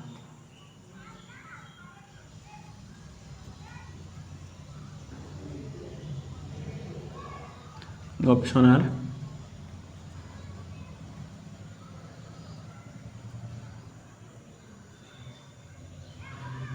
বিভিন্ন ধাপ।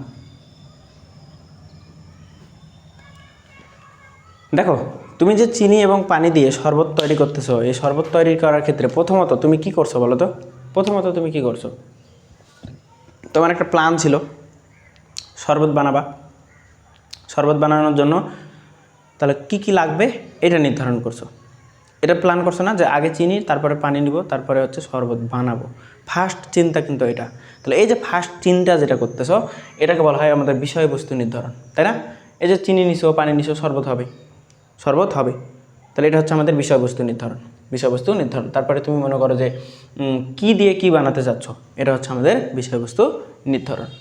ঠিক আছে, এবার বিষয়বস্তু সম্পর্কে তুমি ধরো কিচ্ছু জানো না, তোমার ধরো কোনো ধরনের কোনো নলেজ নাই যে চিনি আর পানি দিলে কি হবে, বোম তৈরি হবে নাকি শরবত তৈরি হবে, নাকি ধরে নাও আমার কথা যে বম তৈরি হবে নাকি অন্য কিছু তৈরি হবে। বম তৈরি হলে তো তুমি ছারখার হয়ে যাবে ওই জায়গায়। তো তোমাকে আগে কী করতে হবে, ওই সম্পর্কে ধারণা নিতে হবে যে পদার্থটা কী, আমি যে বিষয়বস্তু নির্ধারণ করতেছি ওটা কী জিনিস, এটা সম্পর্কে ধারণা নিতে হবে। এখন ধারণা তুমি কোথায় পাবা, ওই সম্পর্কে কিছু বই বা কিছু প্রণালী, ওখান থেকে পূর্বের জ্ঞান তোমার লাগবে। তাহলে দ্বিতীয় ধাপ কি, বই বা পূর্বের গবেষণাপত্রের সাহায্যে বিষয়বস্তু সম্পর্কে কিছু ধারণা নেওয়া।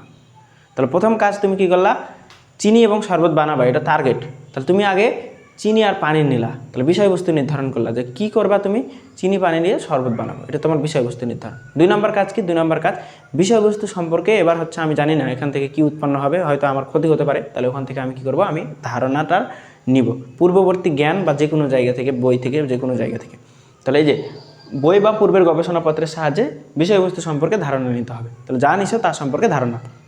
এরপরে তুমি কী করছো বলো তো, বিষয়বস্তু তো একটা ঢালতে হবে, একটা চামচ দিয়ে, একটা যন্ত্র দিয়ে পানি গাড়ে রাখতে হবে। তাহলে প্রথমত 3 নম্বর কাজ কি, প্রয়োজনীয় বস্তু ও যন্ত্রপাতি পরীক্ষা নিরীক্ষা প্রণালী নির্ধারণ করতে হবে। তাহলে প্রয়োজনীয় বস্তু, তাহলে তুমি প্রথমে আগে চিন্তা করছো যে চিনি এবং পানি নিয়ে শরবত বানাবা, এটা তোমার বিষয়বস্তু নির্ধারণ হয়ে গেছে, ফিক্সড। তারপরে তুমি কী করলা, তারপরে ওই সম্পর্কে জ্ঞান নিলা। তার আগ পর্যন্ত কিন্তু তুমি পদার্থ নিয়ে আসোনি, তারপরে জ্ঞান অর্জন করলা। তারপরে তুমি পদার্থগুলোকে নিয়ে আসলা, যে চিনি নিছো, পানি নিছো, নিয়ে আসছো একটা জায়গায়। তাহলে চিনি আর পানি এক জায়গায় নিয়ে আসলা, এটা তোমার 3য় ধাপ, এবং যন্ত্রপাতি নিলা, তাহলে এটা তোমার 3য় ধাপ। এবার তুমি কী করবা, এবার তো আর থামবা না, এবার তুমি নাড়াতে ধরবা। তাহলে এই যে গবেষণা করবা, এবার 4 নম্বর ধাপে গিয়ে গবেষণা করবা। তাহলে এই যে দেখো, এই যে পরীক্ষণ, 4 নম্বর ধাপে কি, পরীক্ষণ। তাহলে এবার পরীক্ষণ শেষ, পরীক্ষণ করতে করতে তুমি একটা ডাটা নিবা যে কতটুকু চিনি দিলাম আর কতটুকু পানি দিলাম। তাহলে দেখো, তথ্য সংগ্রহ ও তথ্যের বিশ্লেষণ, তথ্য সংগ্রহ ও তথ্যের বিশ্লেষণ, যে তথ্য তুমি সংগ্রহ করলা যে আমি হচ্ছে 5 গ্রাম পানি নিলাম এবং ধরো 1 লিটার পানি নিলাম এবং 10 গ্রাম চিনি নিলাম। 10 গ্রাম চিনি খাতায় তুমি লিখলা, লিপিবদ্ধ করলা, তারপরে আমাদের হচ্ছে পাতলা একটা শরবত তৈরি হলো, পাতলা একটা শরবত তৈরি হলো। তাহলে এই যে শরবত তৈরি করতে গিয়ে তুমি ডাটা নিলা বা তথ্যটা নিলা এবং তথ্যের বিশ্লেষণ, যে 5 গ্রাম নিয়েই আমার হচ্ছে পানি নেওয়ার ফলে এটা হচ্ছে শরবত তৈরি হয়েছে, ঠিক আছে, এটা বিশ্লেষণ। এরপরে তুমি ফলাফলটা পাবা, ফলাফলটা যে না আল্লাহ, ওটার পরে ফলাফল কী পাইলা, শরবত, ফলাফল কি, শরবত। তাহলে আলটিমেট ফলাফলটা কি, আমাদের শরবত।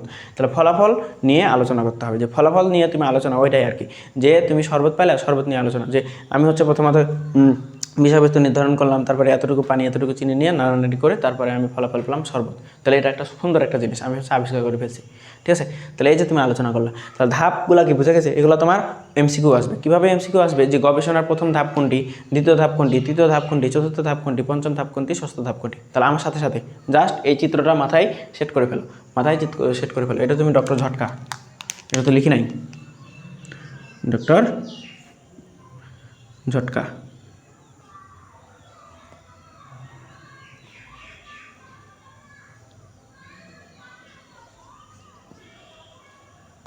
ঠিক আছে, ডক্টর ঝটকা, ঠিক আছে।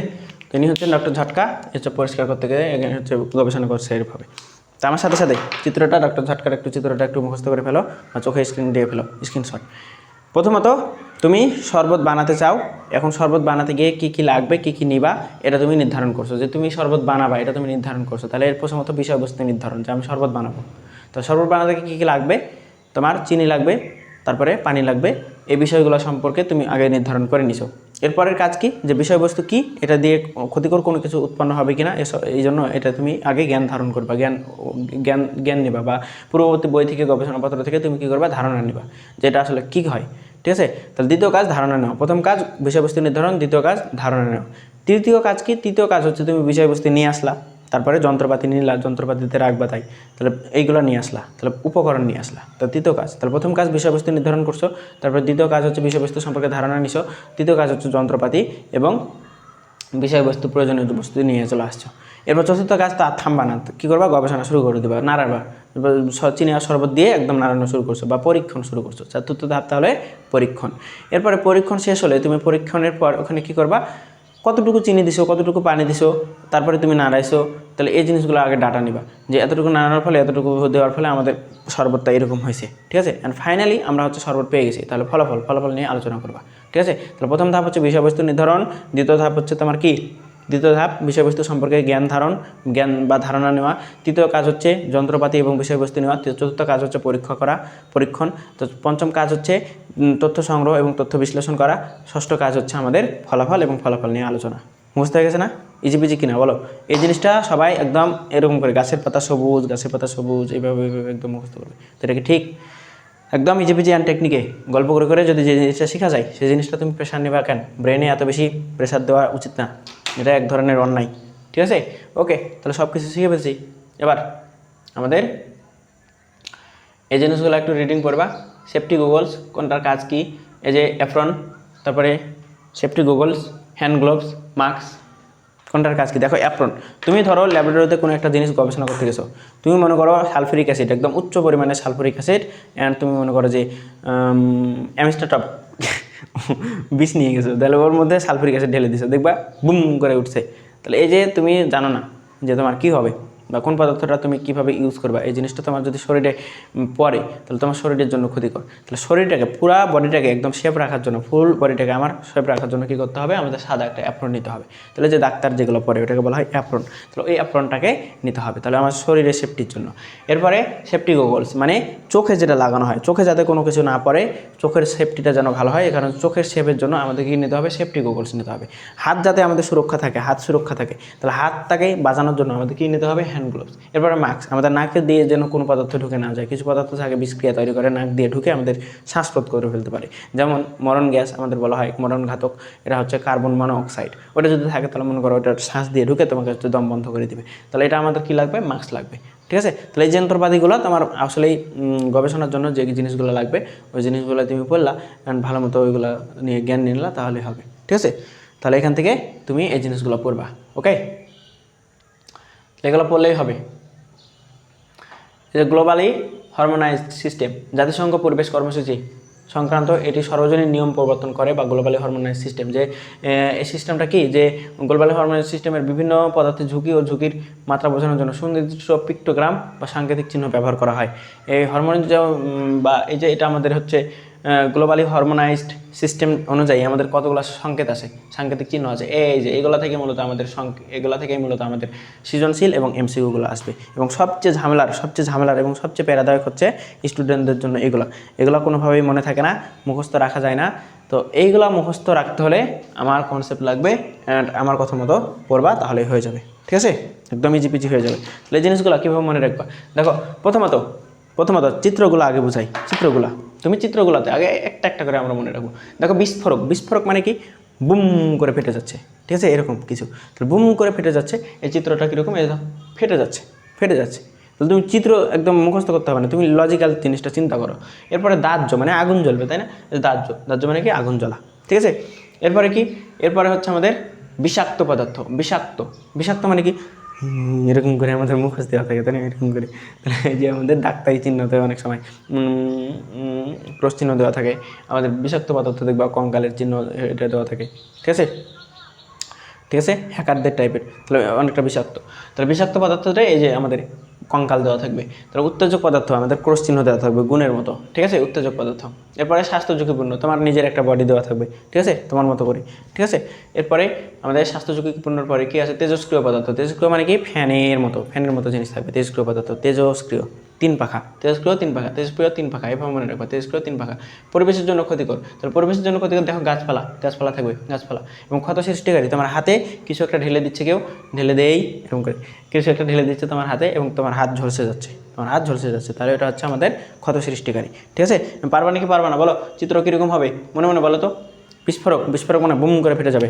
এরপরে দাহ্য মানে আগুন জ্বলে থাকবে। এরপর উত্তেজক মানে ক্রস চিহ্ন দেওয়া থাকবে। বিষাক্ত মানে আমাদের এই কঙ্কালের চিহ্ন থাকবে। তারপর পরিবেশের জন্য ক্ষতিকর মানে গাছপালা, পরিবেশ এরকম কিছু একটা থাকবে। তারপর স্বাস্থ্য ঝুঁকিপূর্ণ মানে আমাদের বডির কিছু একটা অংশ থাকবে। ক্ষত সৃষ্টিকারী মানে হাতে কিছু একটা ঢেলে দিচ্ছি, হাত ঝলসে যাচ্ছে, এরকম।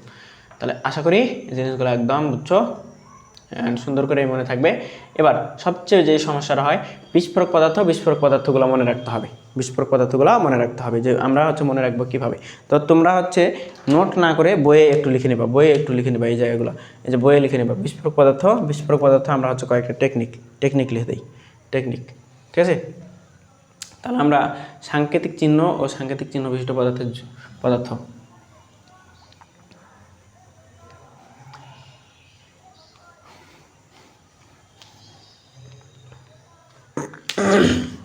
টপিক দাও।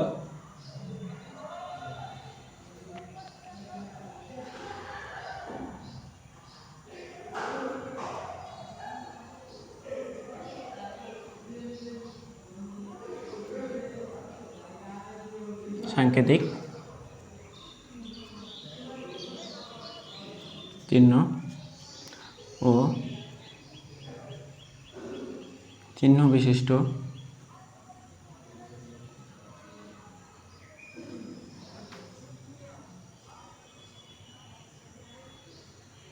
পদার্থ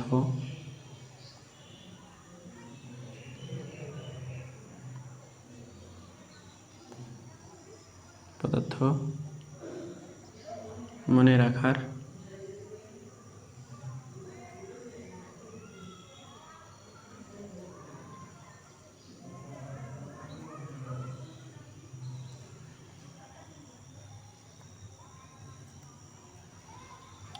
সাংকেতিক চিহ্ন ও চিহ্ন বিশিষ্ট পদার্থ মনে রাখার টেকনিক। দেখো বিস্ফোরক পদার্থগুলোকে মনে রাখবা কীভাবে। বিস্ফোরক পদার্থ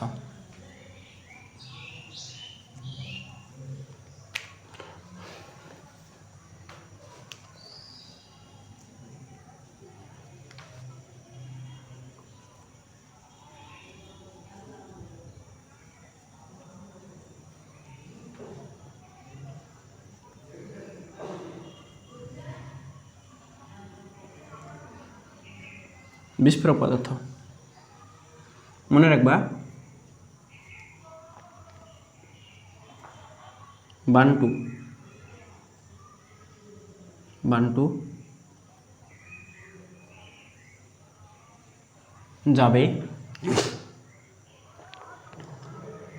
যাবে নাটোর।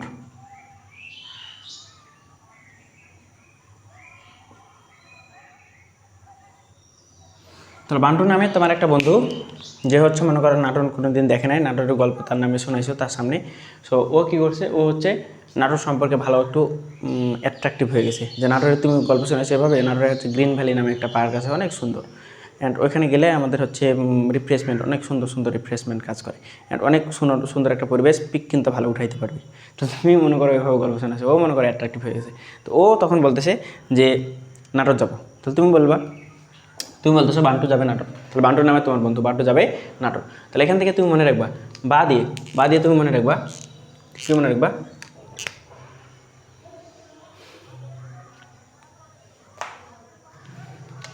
বান্টু যাবে নাটক। তাহলে বান্টু বা দিয়ে তুমি মনে রাখবা বিস্ফোরক পদার্থ। বা দিয়ে কি মনে রাখবা, বিস্ফোরক পদার্থ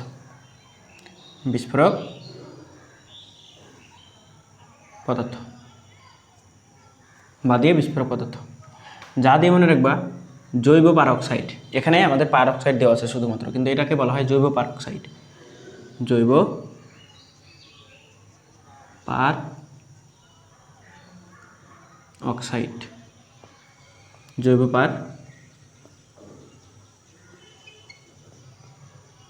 পারক্সাইড। তাহলে যা দিয়ে জৈব পারক্সাইড, ঠিক আছে। এরপরে নাটর দিয়ে মনে রাখবা নাইট্রোগ্লিসারিন। দিয়ে মনে রাখবা কি, নাইট্রোগ্লিসারিন।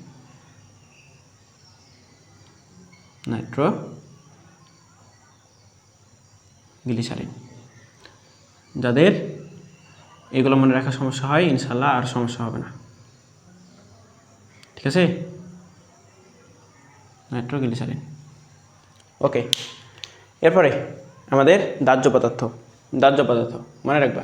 দাহ্য পদার্থ একটা কথা দিয়ে মনে রাখবা, দাহ্য পদার্থ।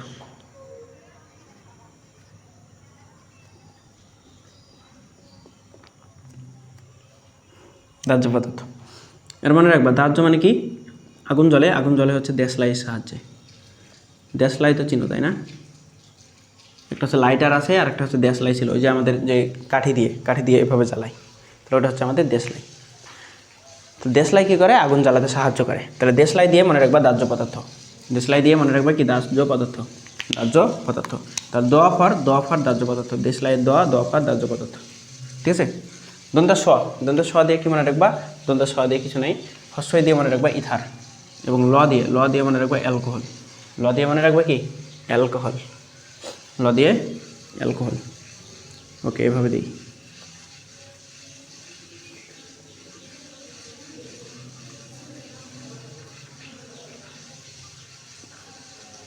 অ্যালকোহল।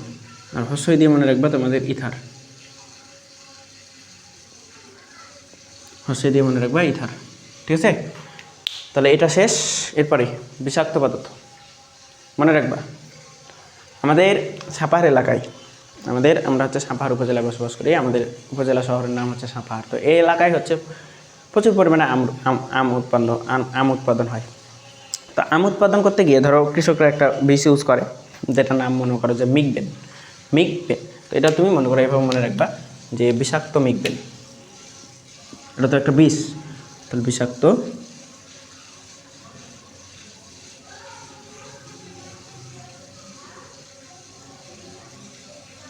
মিগবেন। আল্লাহ, এটা হচ্ছে বিষাক্ত পদার্থ আমরা মনে করতেছি। এগুলো মনে রাখার টেকনিক। বিষাক্ত পদার্থ, তাহলে তুমি মনে রাখবা বিষাক্ত মিগবেন।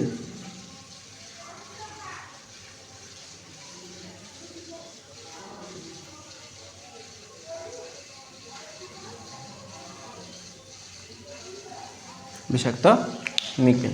বিষাক্ত দিয়ে মনে রাখবা বিষাক্ত দিয়ে কি মনে রাখবা?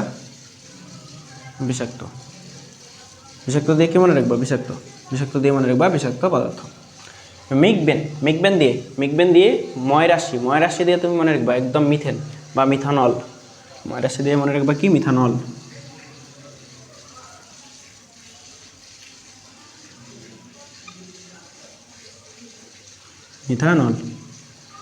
এরপরে ক দিয়ে মনে রাখবা ক্লোরোবেনজিন।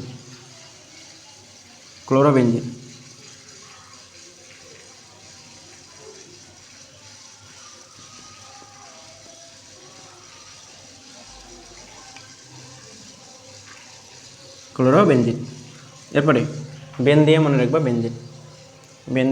কি? বেন দিয়ে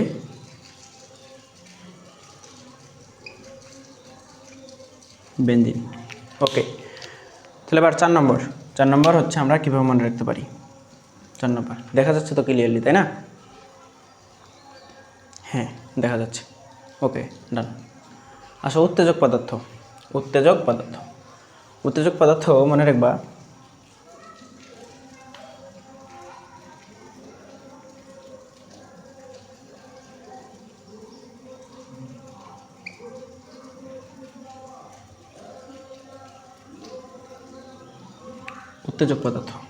উত্তেজক পদার্থ একটা ওয়ার্ড দিয়ে মনে রাখবা, সেটা হচ্ছে উসুলুন।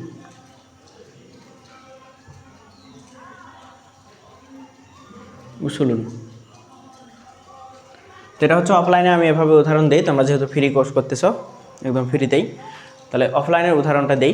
যে তোমরা ধরো আমার কাছে কেমিস্ট্রি কোর্স করতেছো, তো কেমিস্ট্রি কোর্সের তুমি যে টাকা পয়সা দিচ্ছ, এই টাকা পয়সাটাকেই তোমার হচ্ছে উসুল হচ্ছে নাকি হচ্ছে না। যদি টাকা পয়সা উসুল হয় তাহলে তুমি কি বলবে? আমার পয়সা উসুল। তাহলে এভাবে মনে রাখবা, ঠিক আছে? তাহলে এটা মনে করো একটু রিলেট করলে আমাদের হচ্ছে মনে থাকে যে উত্তেজক পদার্থ, তুমি উত্তেজিত হয়ে একদম খুশি হয়ে বলতেছো পয়সা আমার উসুল। ঠিক আছে? তাহলে উসুলন দিয়ে তুমি কি মনে রাখবা? দিয়ে মনে রাখবা উত্তেজক পদার্থ। দিয়ে কি মনে রাখবা? উত্তেজক পদার্থ।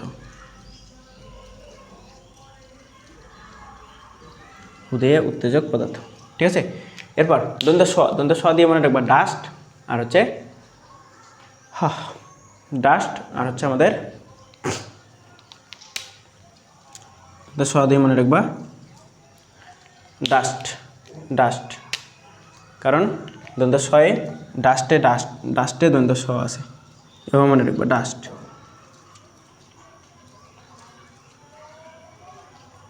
ডাস্ট। ডাস্ট হচ্ছে এক ধরনের হচ্ছে ডালটা টাইপের, ঠিক আছে, এরকম ডাস্ট। এরপরে ল দিয়ে মনে রাখবা,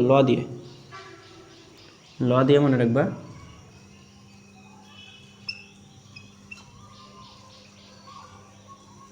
লঘু অ্যাসিড,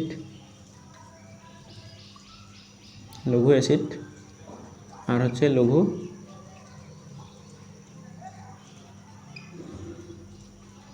ক্ষার, লঘু অ্যাসিড, লঘু ক্ষার। দন্ত ন দিয়ে কি মনে রাখবা, দন্ত ন দিয়ে তুমি মনে রাখবা নাইট্রাস অক্সাইড, নাইট্রাস অক্সাইড,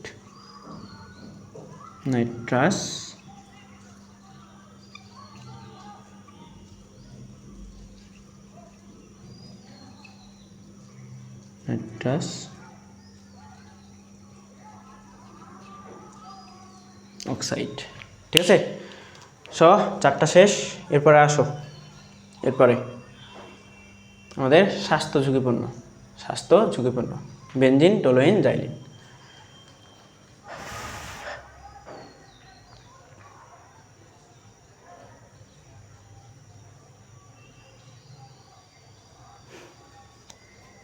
স্বাস্থ্য ঝুঁকিপূর্ণ আর কয়টা লিখতে হবে? আরও অনেকগুলো, তাই না? 5 নম্বর 5 স্বাস্থ্য ঝুঁকিপূর্ণ পদার্থ।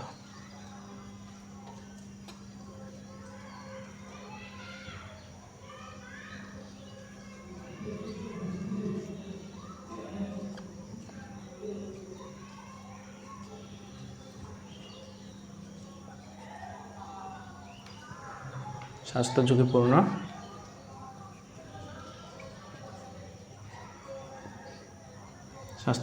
পদার্থ। এগুলো কীভাবে মনে রাখবা? দেখো উদাহরণগুলোর দিকে একটু দেখো। বেনজিন, টলুইন, জাইলিন একই রকম, তাহলে উদাহরণগুলো একই রকম।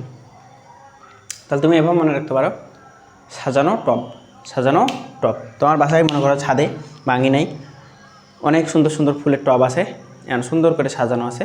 তাহলে তুমি ওইটাকে ওইভাবে মনে রাখতেছো যে সাজানো টব, বা তোমার টেবিলের আশপাশেও থাকতে পারে সাজানো টব, না থাকলে এক বালতি সমবেদনা।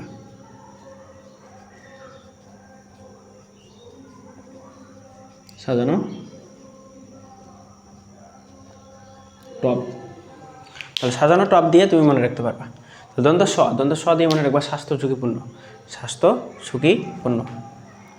তাহলে দন্ত স দিয়ে মনে রাখবা স্বাস্থ্য ঝুঁকিপূর্ণ।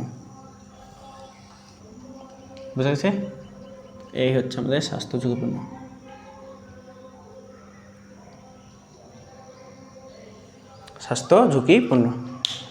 এরপরে যা দিয়ে মনে রাখবা জাইলিন, কি জাইলিন।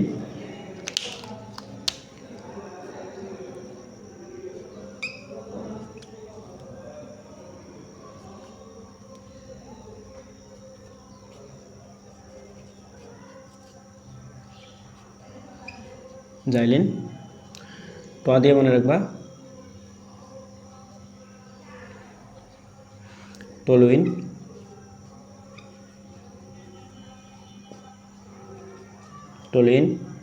ব দিয়ে মনে রাখবা বেনজিন।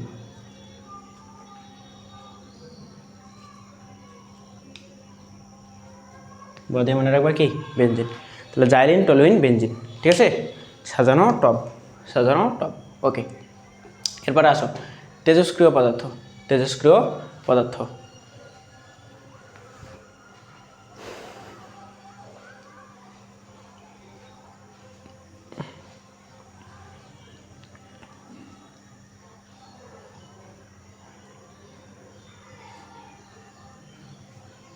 আমাদের তেজস্ক্রিয় পদার্থের জন্য যে কয়েকদিন আগে যুদ্ধ হলো আমাদের আমেরিকা এবং ইরানের মধ্যে, ইসরায়েল এবং ইরানের মধ্যে, তো এটা হচ্ছে কিসের কারণে জানো? এটা হচ্ছে তেজস্ক্রিয় পদার্থ উৎপন্ন করতে দিবে না।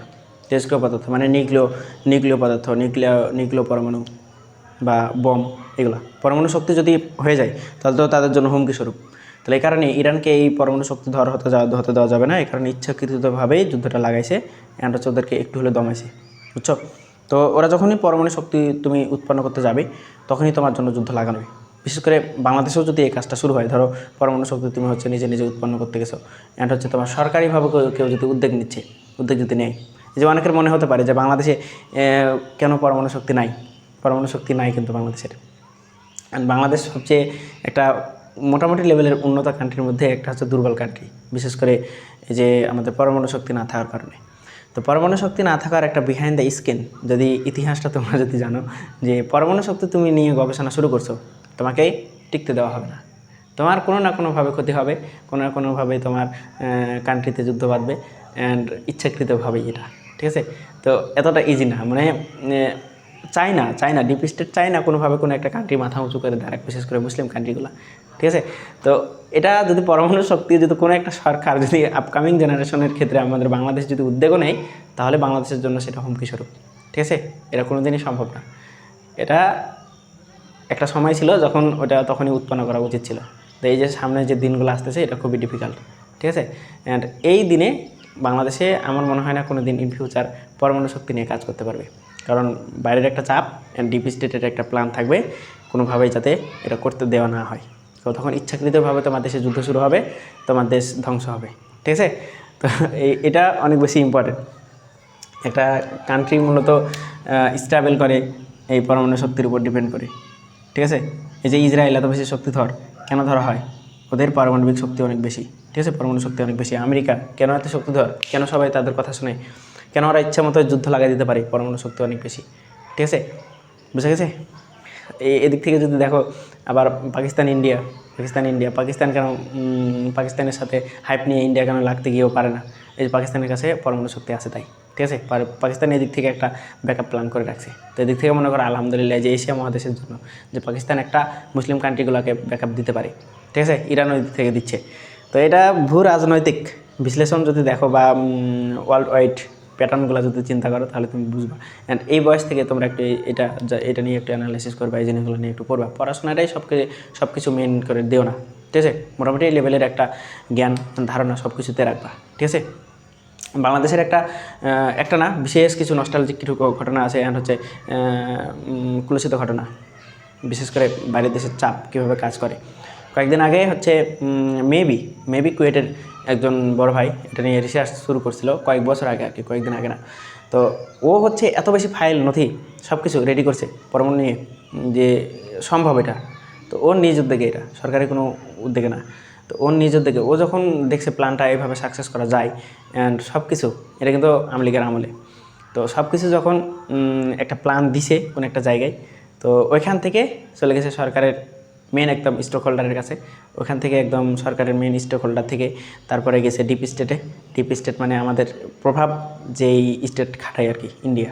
তো ইন্ডিয়াকেও আবার অনেক কিছু মেনটেন করে, ইন্ডিয়াকেও বাইরে থেকে অনেক কিছু মেনটেন করে, যেটা আমাদের সুশীল সম্পর্ক রক্ষা করতে গিয়ে এগুলো হচ্ছে প্যাটার্নগুলো ধরে রাখতে হয়। তো ওইটা আলাদা একটা টপিক, ওইটা আলাদা একটা বিষয়। তো ওই ওই ওই ওই ভাইয়ের সব নথি একবারে নষ্ট করে দেওয়া হয়েছে পরে। তারপরে তোমার ওটা একটা পোস্ট একটা ভাইরাল হয়েছিল আর কি। তারপরে আমার হচ্ছে জানাশোনা দিয়ে ওই ভাইয়ের নথি সব কিছু নষ্ট করা হয়েছে। পরে ওই ভাইকে থ্রেট হুমকি টুমকি সবই দিছে যে নেক্সট টাইম এরকম কোনো কাজ করলে গুম করে দেওয়া হবে, উঠে দেওয়া হবে। তো তুমি ভাবতে পারতেছো কেন আগাচ্ছে না। তো ইন জেনারেল যারা বাইরে থেকে জিনিসগুলো দেখে, এটা যে কেন এত কিছু উদ্যোগ নেওয়া হচ্ছে না, বাংলাদেশ কেন আগাচ্ছে না, বা পরমাণু শক্তি নিয়ে কেন কাজ করছে না, তো এগুলো অনেক সমস্যা আছে, অনেক কিছু আছে, ঠিক আছে। তুমি নিজ উদ্যোগে করতে যাও, তোমার এই লাইফ নিয়ে তোমার টানাটানি শুরু হয়ে যাবে, ঠিক আছে। সো এই যে যেটা বললাম ওইটাই আর কি, যে এরপরেও দেশের সেবা আমাদের করে যেতে হবে। আমরা আমাদের জায়গা থেকে যতটুকু চেষ্টা করতেছি, যে জায়গা থেকে যতটুকু পারবা, তো তার জায়গা থেকে তোমরা সব জায়গা থেকে সর্বোচ্চ ট্রাই করবে দেশের সর্বোচ্চ লেভেলের সেবা করার জন্য। অ্যান্ড তোমাদেরই আগে আসতে হবে, ঠিক আছে। আপকামিং জেনারেশনগুলো কিন্তু কারো মাথা নেওয়া হবে না। এই যে দলীয় কিছু প্রতিপত্ত আছে, রাজনীতি আছে, এই জিনিসগুলো নিয়ে মাথা খাওয়া হবে না আপকামিং জেনারেশন, আমার যেটা মনে হয়। এই যে পেছন দৌড়ানো, ছুটে চলা, তারপরে নেতার সাথে ঘুরে বেড়া, এই জিনিসগুলো একদিন না একদিন ভায়োলেট হয়ে যাবে, ঠিক আছে। তো এই যে মোটামুটি একটা মনে হলো বলার, যে আমাদের কোথায় ছিলাম পরে ব্যাক করি, ঠিক আছে। তেজস্ক্রিয় পদার্থ তাহলে কেন ইম্পর্টেন্ট? তেজস্ক্রিয় পদার্থ দিয়ে আমাদের পারমাণবিক শক্তি, পারমাণবিক বোমা তৈরি করা হবে। অ্যান্ড ইরান এই কথাটা দিয়ে আমরা মনে রাখতে পারি তেজস্ক্রিয় পদার্থগুলোকে। তাহলে তেজস্ক্রিয় পদার্থের জন্য সবচেয়ে জনপ্রিয় হচ্ছে আমাদের মুসলিম কান্ট্রির মধ্যে মনে রাখবা ইরান, ঠিক আছে। এটা জাস্ট মনে রাখো ভাট করে, ওকে। তাহলে এবার 6 নম্বর আমাদের তেজস্ক্রিয় পদার্থ।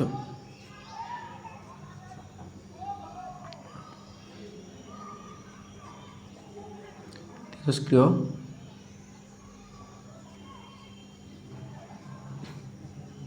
পদার্থ। তেজস্ক্রিয় পদার্থ কী দিয়ে মনে রাখবা? ইরান দিয়ে। তো ইরানের হচ্ছে তেজস্ক্রিয় পদার্থের জন্য যত কাহিনী হচ্ছে।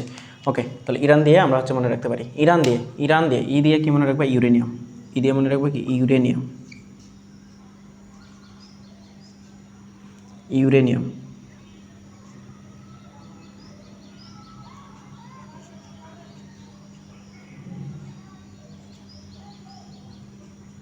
ইউরেনিয়াম, ঠিক আছে।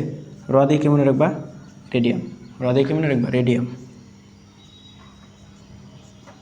রেডিয়াম, ওকে। তাহলে তেজস্ক্রিয় পদার্থ শেষ। পরিবেশের জন্য ক্ষতিকর। পরিবেশের জন্য ক্ষতিকর।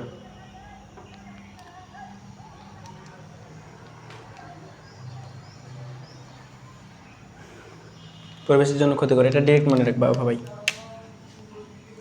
7 নম্বর।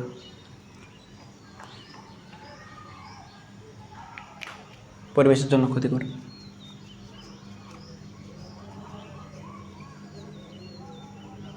ছন্দ মনে রাখতে রাখতে আবার দেখবো মেন জিনিস ভুলে গেছো। পরিবেশের জন্য ক্ষতিকর।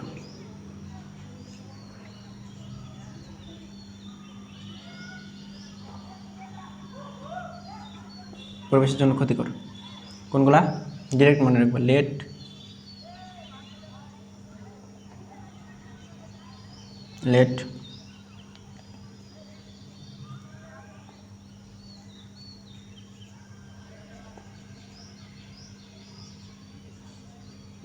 মার্কারি। লেড, মার্কারি, ঠিক আছে। তো লেডের সংকেতটা একটু লিখে রাখবা। লেডের সংকেত, মার্কারি বানানটা ভুল লিখছি, ওইটা দেখছিলাম আর কি। এটা রাশি হবে, হ্যাঁ। লেডের সংকেত হচ্ছে পিবি। ঠিক আছে। বিবি না আবার, তোমার বিবি না। তো মার্কারি হচ্ছে এইচজি, হাইড্রোজিয়াম। এটা হচ্ছে ঠিক আসছে, দুটাই ল্যাটিন নাম, প্লাম্বাম আর হচ্ছে হাইড্রোজিয়াম, ঠিক আছে। Lead, mercury. এবার ক্ষত সৃষ্টিকারী। তাহলে আমাদের আজকের অধ্যায় শেষ। ক্ষত সৃষ্টিকারী। ক্ষত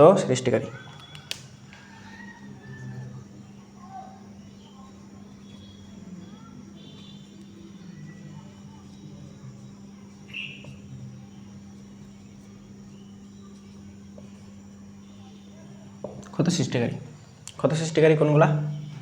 তীব্র অ্যাসিড, তীব্র ক্ষার।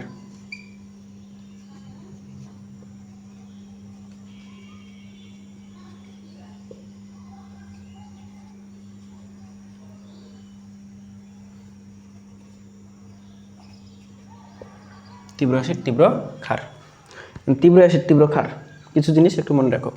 আমাদের হাইড্রোক্লোরিক অ্যাসিড, যেমন ফর এক্সাম্পল এটা hydrochloric acid, sulphuric acid H2SO4, তারপরে সোডিয়াম হাইড্রোক্সাইড নাকি।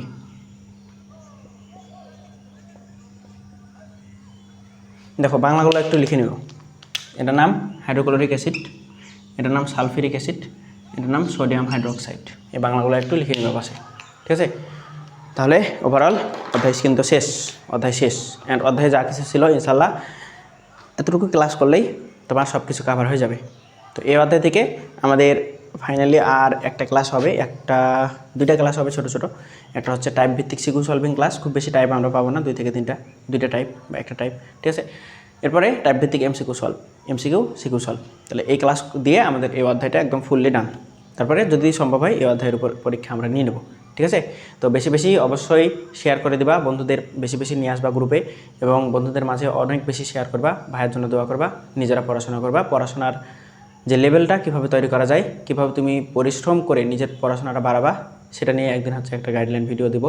অ্যান্ড হচ্ছে তোমরা চাইলে সবাই ভালো থাকো, সুস্থ থাকো। আল্লাহ হাফেজ।